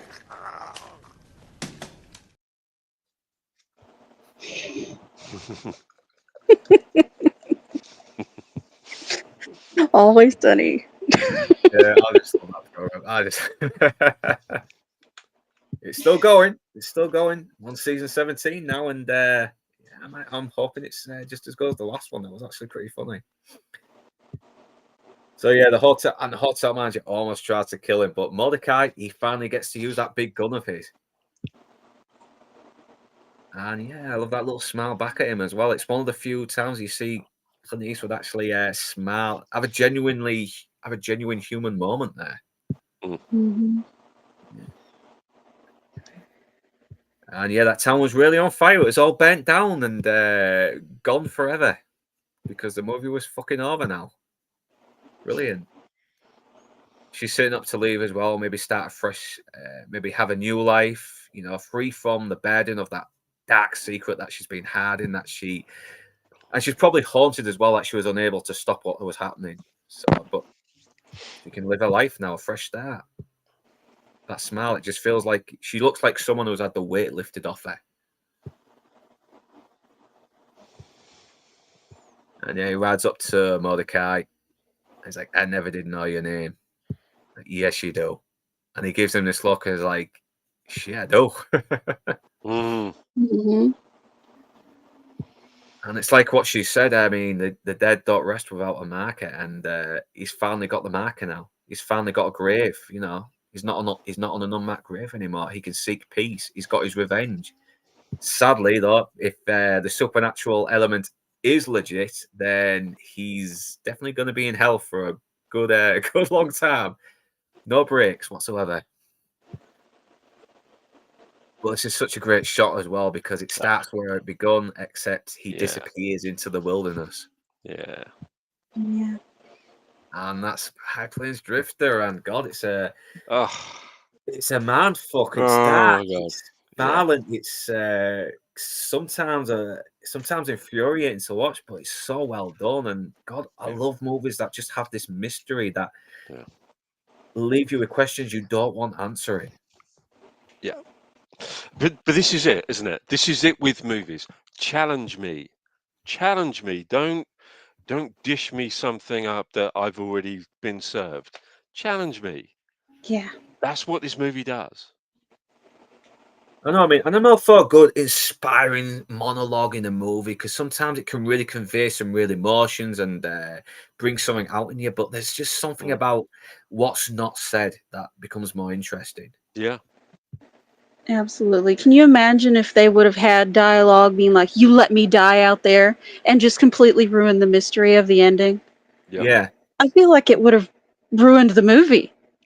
It Yeah. would have ruined it in a way.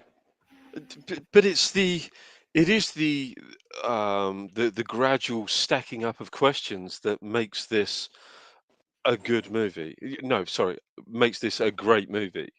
Um, it, it's certainly a movie that will stick with you. You know, once you've seen it, the mind boggles trying to figure out what was actually going on.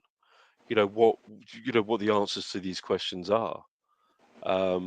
Watch it a second time, and you'll still never figure it out. You'll get more questions than answers. Mhm. You get more and more from this as well because that's the thing when you kind of show and don't tell and just don't explain every single thing. You know, you'll always find something new, little hints, like maybe a look a character gives to another character Yeah. or something that's said, like a little line of dialogue that you kind of overlooks, but then start to see, oh, maybe that little Yeah. sentence might have meant something here. Yeah. Yeah. Yep. Yeah. And there's plenty of this as well. Good little callbacks to the beginning, good little setups that pay off, and that's what these old movies do, and that's why I love talking about them because, yeah, I mean, because there's rarely been any movies this year that have really, really been riding its dick at the moment, except for F1. I know. Yeah. It certainly was. The 70s. This is why I do tend to gravitate towards the 70s movies more than any other. Is I do think it was the last decade where we really had we had a generation of filmmakers, like Billy Friedkin, like Brian De Palma, George Lucas, Steven Spielberg, Martin Scorsese, uh, um, Peter Bogdanovich, and John Cassavetes. These kinds of directors that were a new type of director that were doing things that nobody else had done before. They were kind of rejigging, reworking cinema. But we also still had, bearing in mind that Clint Eastwood was also a new director of the 1970s. He was one of these directors. And as you quite rightly say, through he learned his craft through osmosis, through working with people like Sergio Leone and Don Siegel. He certainly learnt his action movie making skills through people like Don Siegel, who is probably one of the greatest action movie directors of all time. Yeah, Dirty Harry. I mean, fuck. I Oh need to go on my that. god! Oh my I god! mean, What that a is great still movie! relevant even today, especially Yeah, with the bureaucracy as well. That Saturn Absolutely. crew does. yeah, Christ. yeah. It's funny because I mean I was watching. There was a few movies that I was watching just recently. Street Law, which is an Italian Poliziotteschi movie with Franco Nero. And things like High Crime and a lot of Italian movies that were kind of slightly knockoff-ish of Dirty Harry because it was French Connection and Dirty Harry that really sort of sparked them. But there was a couple that were pre pre Death Wish, pre Michael Winner's Death Wish, that kind of picked up on that whole the police aren't able to do anything. They're tied up with red tape and bureaucracy. But the Italians kind of did do it first. They did do it way before Michael Winner did. But nonetheless, this movie, I think it's an exceptional movie. Like I said, I think this is where you could really see that Clint Eastwood had found his groove, his stride. He knew you, you could absolutely tell that he knew the language of film just by looking at those shots individually as stills coming up. It's like, my God, these stills, these shots that you've taken, these images that you've taken from this movie are as good as anything that David Lean or Steven Spielberg would possibly have come up with. They're very, very good, well crafted, well very, very, cine linguistic. It is that show don't tell language that he's actually picked up. Hmm. Yeah, it's Brilliant. that brooding mystery that Yeah, I know, because I think when you look at like David Lynch as well, there's some people that are kind of put off by his style. They think it might be pretentious. This kind of has a little bit of that surrealism, but it yeah, never feels pretentious. I yeah, mean, it's not too abstract as well. You can still understand what's going on, but at the same yeah. time, you kind of are wondering what this whole deal is going on here as well. Mm. You're on your toes every time, Do you know and you need to that's sort of really pay attention as well. And kind of analyze what's not being said, even when someone's saying anything, it's what they're not saying in their dialogue. yeah. I think that was brilliant what you just said about David Lynch. It was the moment you said it, I thought, oh my God, this could have been a David Lynch movie. This could have been a Lynch movie. He would have made it It's fucking weird. oh my God. It would have been Yeah, wild. Oh my God. Drew Gordon has made a good point as well. It's a Lincolnian Western where it's very surreal, distinct, and Yeah. I do actually agree as well. Mm. And apparently, Clint's daughter would act in an extremely classic Western like seen in Twin Peaks: The Return. Well, I've never watched Twin Peaks, to be honest. People are saying it's really good. I've heard other Yeah. people say it's fucking weird. I didn't get it. Mm. I don't see the point of it, but I need to watch it for myself, to be honest. I really don't. And Weirdness I think is good. I think weirdness is good. yeah, Mm. Blue Collar It Loser. Yeah, really, hello, man. Yeah. Drew Gordon's recommending some good one. Yeah, My Name Is Nobody. Yeah, that is really underrated. That it's on Yeah. YouTube for free as well. Very funny Oh, Western. right. Very funny Western. And it's Sergio Leone, but it's not directed by Sergio Leone, but Yeah, you can is still it? see a little bit of it in there. My name is nobody. Is that Sergio Martino? Who It's with directed Henry that one Fonda too? and what's his name? Terence Hill, I think his Thomas name. Hill. Yeah, Yeah, I think it might be. It's one of the. I think it is one of the Sergios that directed it. I think it's either Sergio Martino or Sergio. It's definitely not Sergio Corbucci. It's probably Sergio Martino or Sergio Salima, I think, but I could be completely wrong. yeah. If I know. anyone's gonna know, Yeah, in fact, I was recommended a lot of westerns as well back in my other western streams, and I seem to have forgotten about them. I really need to make a list. I'll have to rewatch them as well, just so I can get the headings up and write them down and watch them because, because someone recommended a really, really nihilistic dark western from the olden days, and then I really need to check them out. I love westerns when they go nice and dark. Look, mate, if you want a western that goes very very dark and is very nihilistic, Mm. I think you couldn't go better than Sonny and Jed, Sergio Corbucci, I might check with that out anyway. Thomas Millian, Susan George, who plays a fantastic character of Sonny, and an amazing Telly Savalas in that.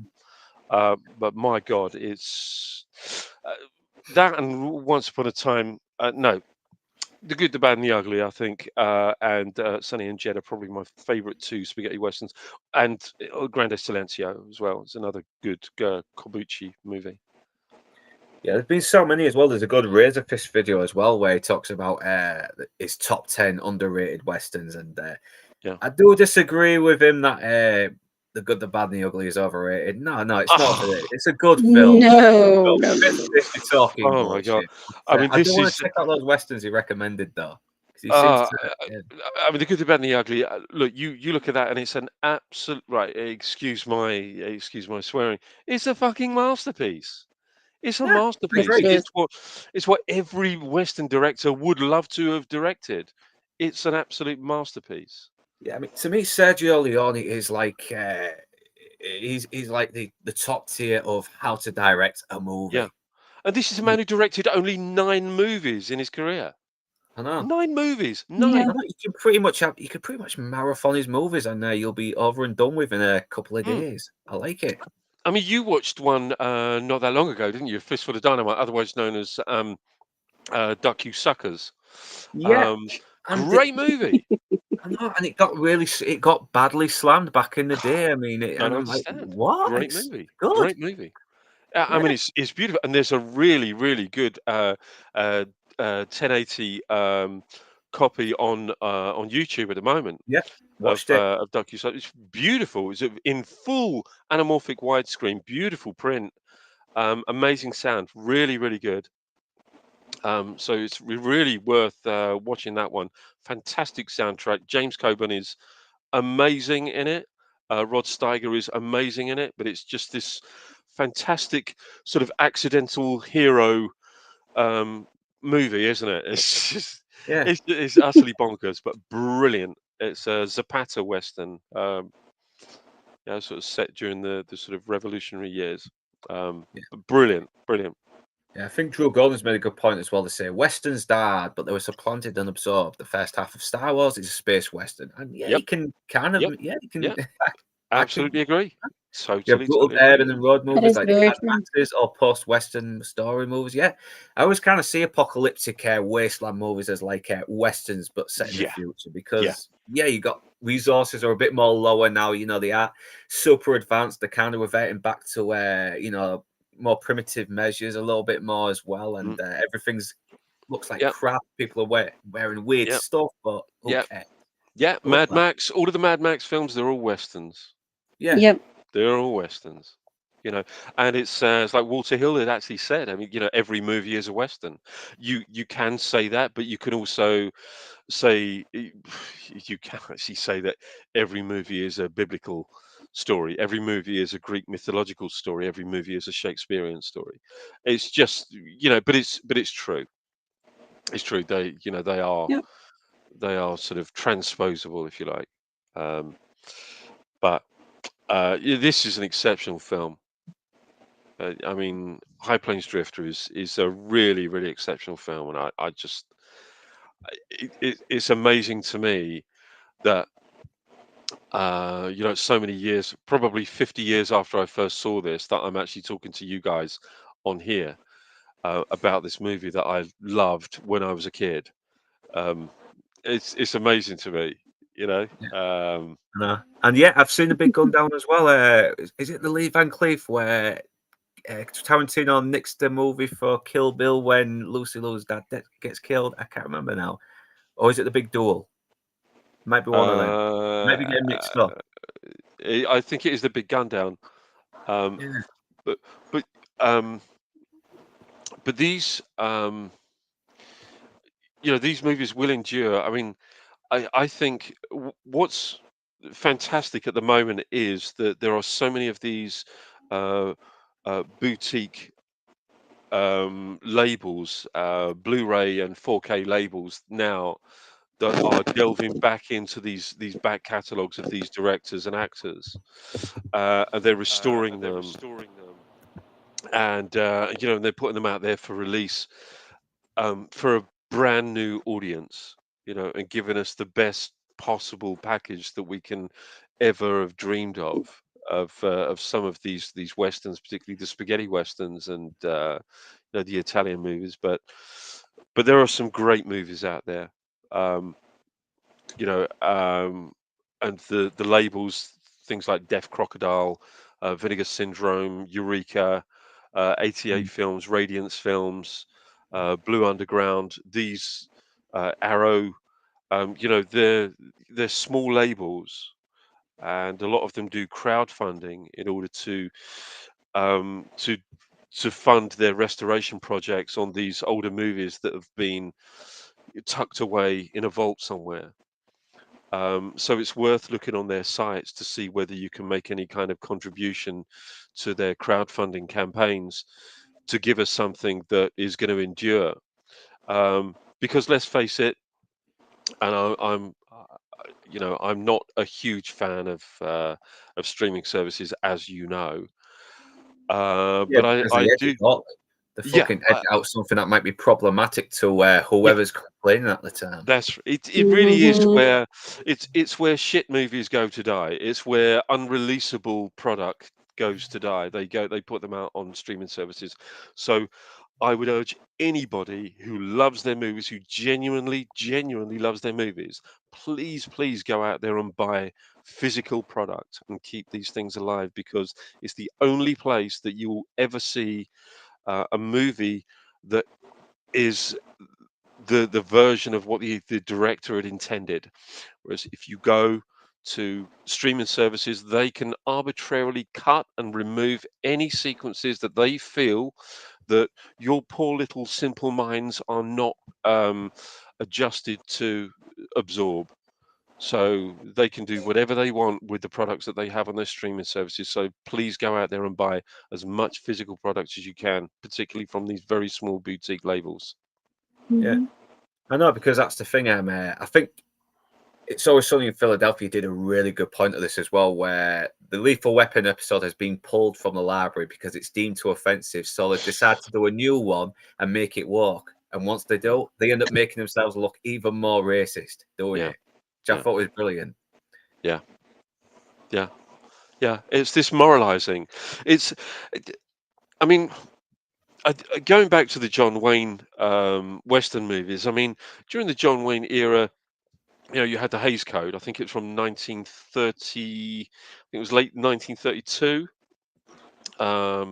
You had the Hays Code, which was studios would volunteer to sign up to the Hays Code, which would be kind of all the moral purveyors of good taste and what have you in American movies. It wasn't a legal requirement, but it was something that they decided to do to make themselves look moral.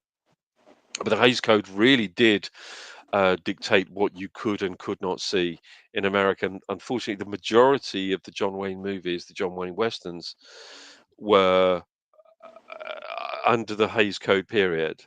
Um, so I'm sure that if John Wayne really wanted to make a gritty western, I think True Grit maybe is probably the closest that we actually got to a gritty western with John Wayne. But I would suggest that he was probably a little bit miffed that he'd sort of missed the boat or was just a little bit too late in his career to have maybe done things like High Plains Drifter, Outlaw Josie Wales. Perhaps he would have liked to have done that kind of thing, No, because I think it's remember, very ironic as well. Like John Yeah. Wayne wasn't a big fan of Clint Eastwood's style, and yet he was doing these like Dirty Harry rip-offs, like was yeah, it McHugh, and he just McHugh, yeah, yeah, yeah, and it didn't do Mhm. him any good as well because he was just yeah, really too old at that point as well, and yeah, yeah, he was Yeah. already dying, he was already going through cancer and that, which yeah, yeah, it's not good. yeah, But I wonder if yeah, we might have liked Pale Rider better because this is a little bit more of a tight community where you do care for the people and you do want yeah, Clint Eastwood to save yeah, these people and yeah, help them get the community Yeah. back. yeah, That you don't want to put your own feelings about it on somebody else, but I really do feel like that would have been more of his kind of movie, yeah, just coming in and protecting people that deserve to be protected and not yeah, being a jerk while you do it. I mean, he does yeah, a couple things that are a little morally questionable, but Yeah, he's a savior. He definitely would have preferred that movie, I yeah, feel. yeah. I agree. I think this uh, really. I think Pale Rider is perhaps the lighter sort of antidote to High Plains Drifter. Mhm. yeah, it's a It's bit more. It's a bit more optimistic, while High Plains mm, Drifter is more nihilistic. And yet, Eastwood's character in this one is actually a good guy. He's not morally ambiguous. He's very mysterious, yes, but at the same time, he is a good. He is actually a very, very moral guy who yeah. actually does have some shred of empathy and humanity. I think this is really the difference between High Plains Drifter being a movie made in 1973 and Pale Rider being a movie that was made in 1985.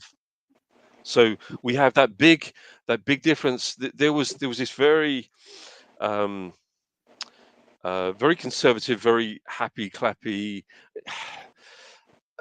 This wanting for more of a satisfying movie in the 1980s, something a little bit more Mhm. uh, unambiguous in terms of its morality. Whereas the 70s, you look at all of the 70s movies, all of the big, big, big hits of the 70s, including something like Jaws. You look at something like Duel. I mean, Jaws it's an horrific movie. Yes, it has that happy, satisfying ending. Um, but if you look at other movies like The French Connection or The Exorcist or uh, uh, Sorcerers or any of the spaghetti westerns, Dirty Harry, anything that Don Siegel had done, um, Cabaret, everything. There's a nihilism about the 70s movies, but it's not. It doesn't feel contrived. That's not to say that there wasn't bad movies in the 70s because there absolutely was. But I just feel like it's a decade of movies that um, gives me more to to challenge me than in any other decade. I'm not saying that I don't like movies of the 80s. I just don't like 80s movies. I don't like movies that are set in the 80s. I Mm. like movies that are made in the 80s. I just don't like movies that are set that are contemporary pieces of the 80s. Um, but then again, that's a very, very difficult thing to do because I think every movie that is made says more about the society in which you live, in which the filmmakers live, than it does about any other time. So we could have a period piece that was made in the 1930s, and it would say more about the 1930s than it does about the period in which it's set. But this probably says more about the 1970s than it does about the 1880s.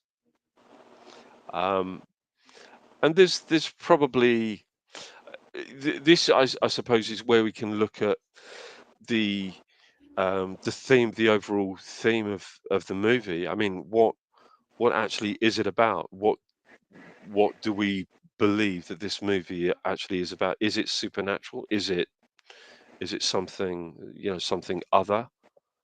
Um, Yeah, and I it could be more about a guy who's just basically just exposing just the dark side that people that don't want to admit to yeah, themselves. yeah, You know, the other side. You know, that the stuff that we all want to be the hero. We don't want to be the coward. We don't want to mm, be the the bad guy. But Mhm. yeah, you know, yeah. I, I Yeah. mean, it's ambiguity, I think, is its beauty. Sorry, Rachel. I think you were just about to say something. I apologise. No, that's fine. You go ahead. I was going to say my thinking about this is that it is a supernatural tale. I mean, obviously, it's going to be very very metaphorical, um, but I do believe that it is a supernatural tale, and that the town, the Lago, is some form of purgatory, and the inhabitants of the town are given their opportunity to remove themselves from purgatory, um, but they fail at mm, every level. They fail Hmm. every time they're given an opportunity to remove themselves, to step out of purgatory. They fail. yeah, you can Um, sort of see that as a tale of just human stupidity, as and yeah, just repeating the same mistakes, yeah, never learning from it. absolutely, Because we've absolutely. seen plenty of people who just continue to make the same mistakes, even though Yeah, it keeps and it just keeps throwing them deeper and deeper into the mm, quicksand. yeah. And I don't think this is a preachy film either. No, There's no, nothing preachy about this movie. yeah, they don't spell out what they're trying to say. I mean, there's no big monologues as well, announcing everything that's going Yeah, on. No, it's very vague. The dialogue is yeah. very, very minimal. But isn't it good that it's a very much well, there's the film. Work the fucking thing out for yourself. No, you Yeah. work it out. You work it out. We don't have to tell you. You work it out. And that's what I love about this movie.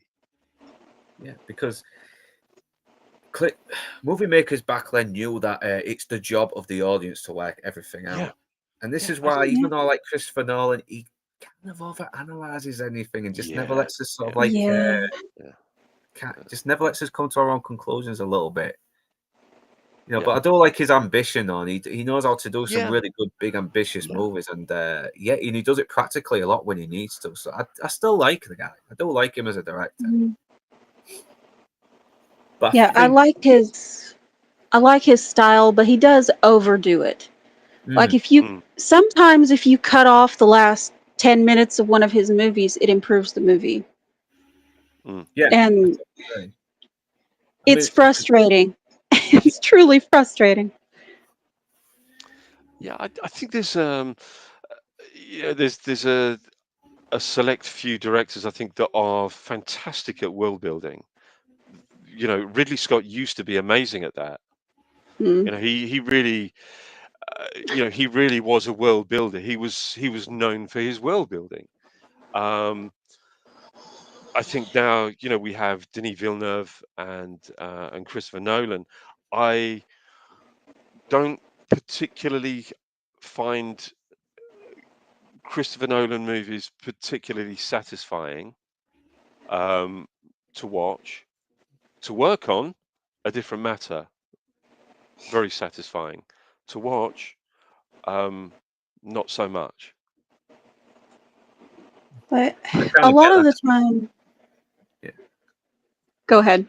no, yeah, because I mean, even though I love The Dark Knight, I really started to think, after Interstellar, I was thinking, yeah, maybe he does overdo it a little bit on the over analyzing, and he has to sort of spell everything out because most of the time the characters speak like they're dumping exposition instead of. Mhm.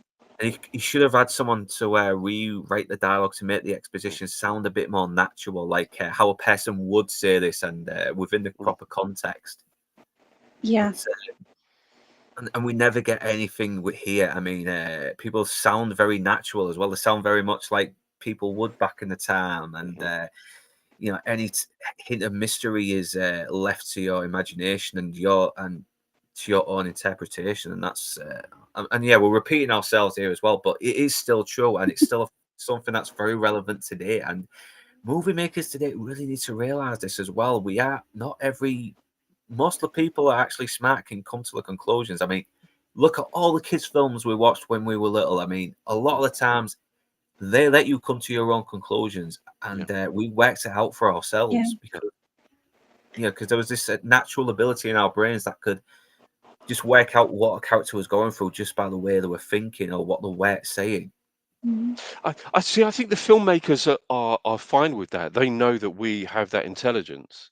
They know that we're not stupid. It's not them who are the problem. It's the people who are and I'm going to bring it all the way back round again to the executives. So I really am going to repeat myself because it's true. It's It's absolutely true. If you yeah. take it back to the executives when they first see the movie and they say, "Well, I don't quite understand that," and if I don't understand it, then people won't understand it. So they think that everybody is as dumb as them. And executives genuinely are dumb. They really are dumb. So when you see a movie where it's been dumbed down for you, you know that that's been done through reshoots from the orders of an executive because they are too dumb to understand what a movie is about. It's not the filmmakers, it's not the directors or the writers. It's the executives.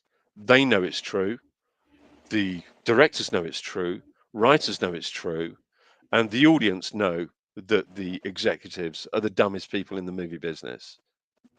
So what does that tell you? What should we do with those people? Yeah, don't Um, let them fucking interfere in the movie. Just yeah, stick to being the executive yeah, producers. Who's getting paid, even though it's basically a meaningless title that's meant to yeah, make yeah, someone who doesn't know what they're doing feel worthful. I'm guessing. yeah. Just Yeah. go out for your expensive lunches and hobnob with people at the Oscars. That's all you have to do. You don't have to do anything more than that. Don't make any decisions. Just give them the money and let them get on with it. These are Damn, I need to get a artists. job as one then. Easy money, easy money. Yeah, What's that? What's that line John Goodman said in Argo? Is like, well, you're underqualified. You don't know what you're doing. You'll fit right in. yep. Yep. I think I will end it on next. I think we just come up to when just past 2.5 hours now, and Wow. I don't think there's any more to say. And if there is, do we want to? Because this is the type of film that doesn't need any more talking about. Mm, Because that's your point of it as well. But yeah. final thoughts. Yeah. Yeah, I love the ambiguity, the nihilism, the darkness. That sort of it's a haunting but brilliantly morally ambiguous western that really keeps you on your toes and just leaves you with once again leaves you with questions that you're happy not to see answered. Yeah. So, yeah, Inside Man, final thoughts. This is the blueprint that this is the Clint Eastwood blueprint, really. This is the movie from which all other Clint Eastwood directed movies will be born from. You can tell the language of filmmaking is just it's so well learned, and even better, it's so well earned. So he's really earned our respect as a film director, not just an actor or a writer, but as a film director. I think he's earned every piece of praise that we can possibly bestow upon him. I think it's a wonderful piece, and it's a fantastic choice. And thank you so much for choosing this movie and inviting me onto this stream. I'm so grateful. I cannot tell you. I know I want to try and get some more films like this there because everyone's doing films that we all love, The Predator, and all that stuff. And I want to do more of these movies that I don't feel is getting talked about too much these days. So yeah, I'll try and look as well, see what I Yeah. can put on. So yeah, Drew Gordon, you're Well, doing a real good job fucking recommending all these like great westerns. I think it might have been The Big Duel I watched. I think mm, what's it? Bullet for a General as well with Oh, guy from from the first $2 of trilogy movies. I mean, that was a good one. I really like that one. Yeah, Klaus Yeah, Kinski. You're getting a great list of movies here. that's Yeah. Just Is start that somewhere. Umberto Lenzi? Is it? It's Yeah. Umberto Lenzi, is it? It's the Eastwoody. Yeah, good film. Good film that. Oh, Fun Stream flew by. Yeah, it did as well. I learned to like Stranger Things. I like the first series.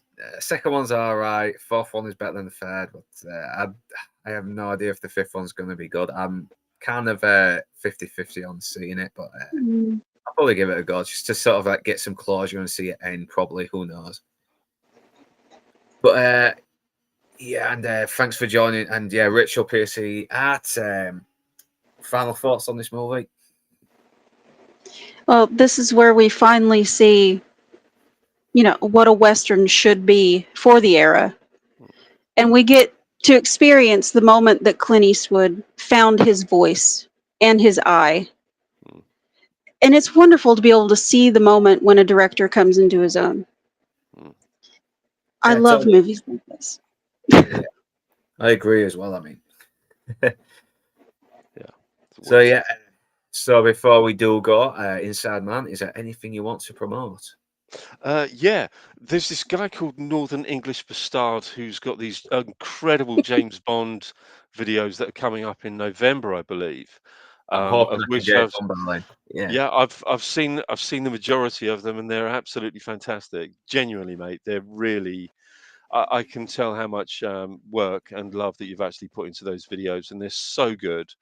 I can't wait for them to go live and for everyone to watch them. So anyone watching that hasn't either subscribed or clicked the bell for notifications, you have to, because these videos are unbelievably good. They've been so well put together. So yeah, honestly, mate, my absolute compliments for those videos. They're so good. I can't wait for them to go live and see the remaining few that I haven't seen.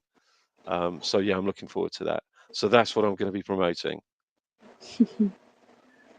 Cheers. Thanks for that, man. Yeah, and I'm Pleasure. hoping I can get them done before November. I'm hoping I can get them done before the end of August so I can work on some Halloween ones. Ooh. And I need to do my Christmas ones as well, so get them out of the way with. So yeah, Rachel Piercy Art, anything you want to promote? Well, I'll just be hanging out on Lance's channel on the Outcast Creative, being unnecessarily brutal to certain movies.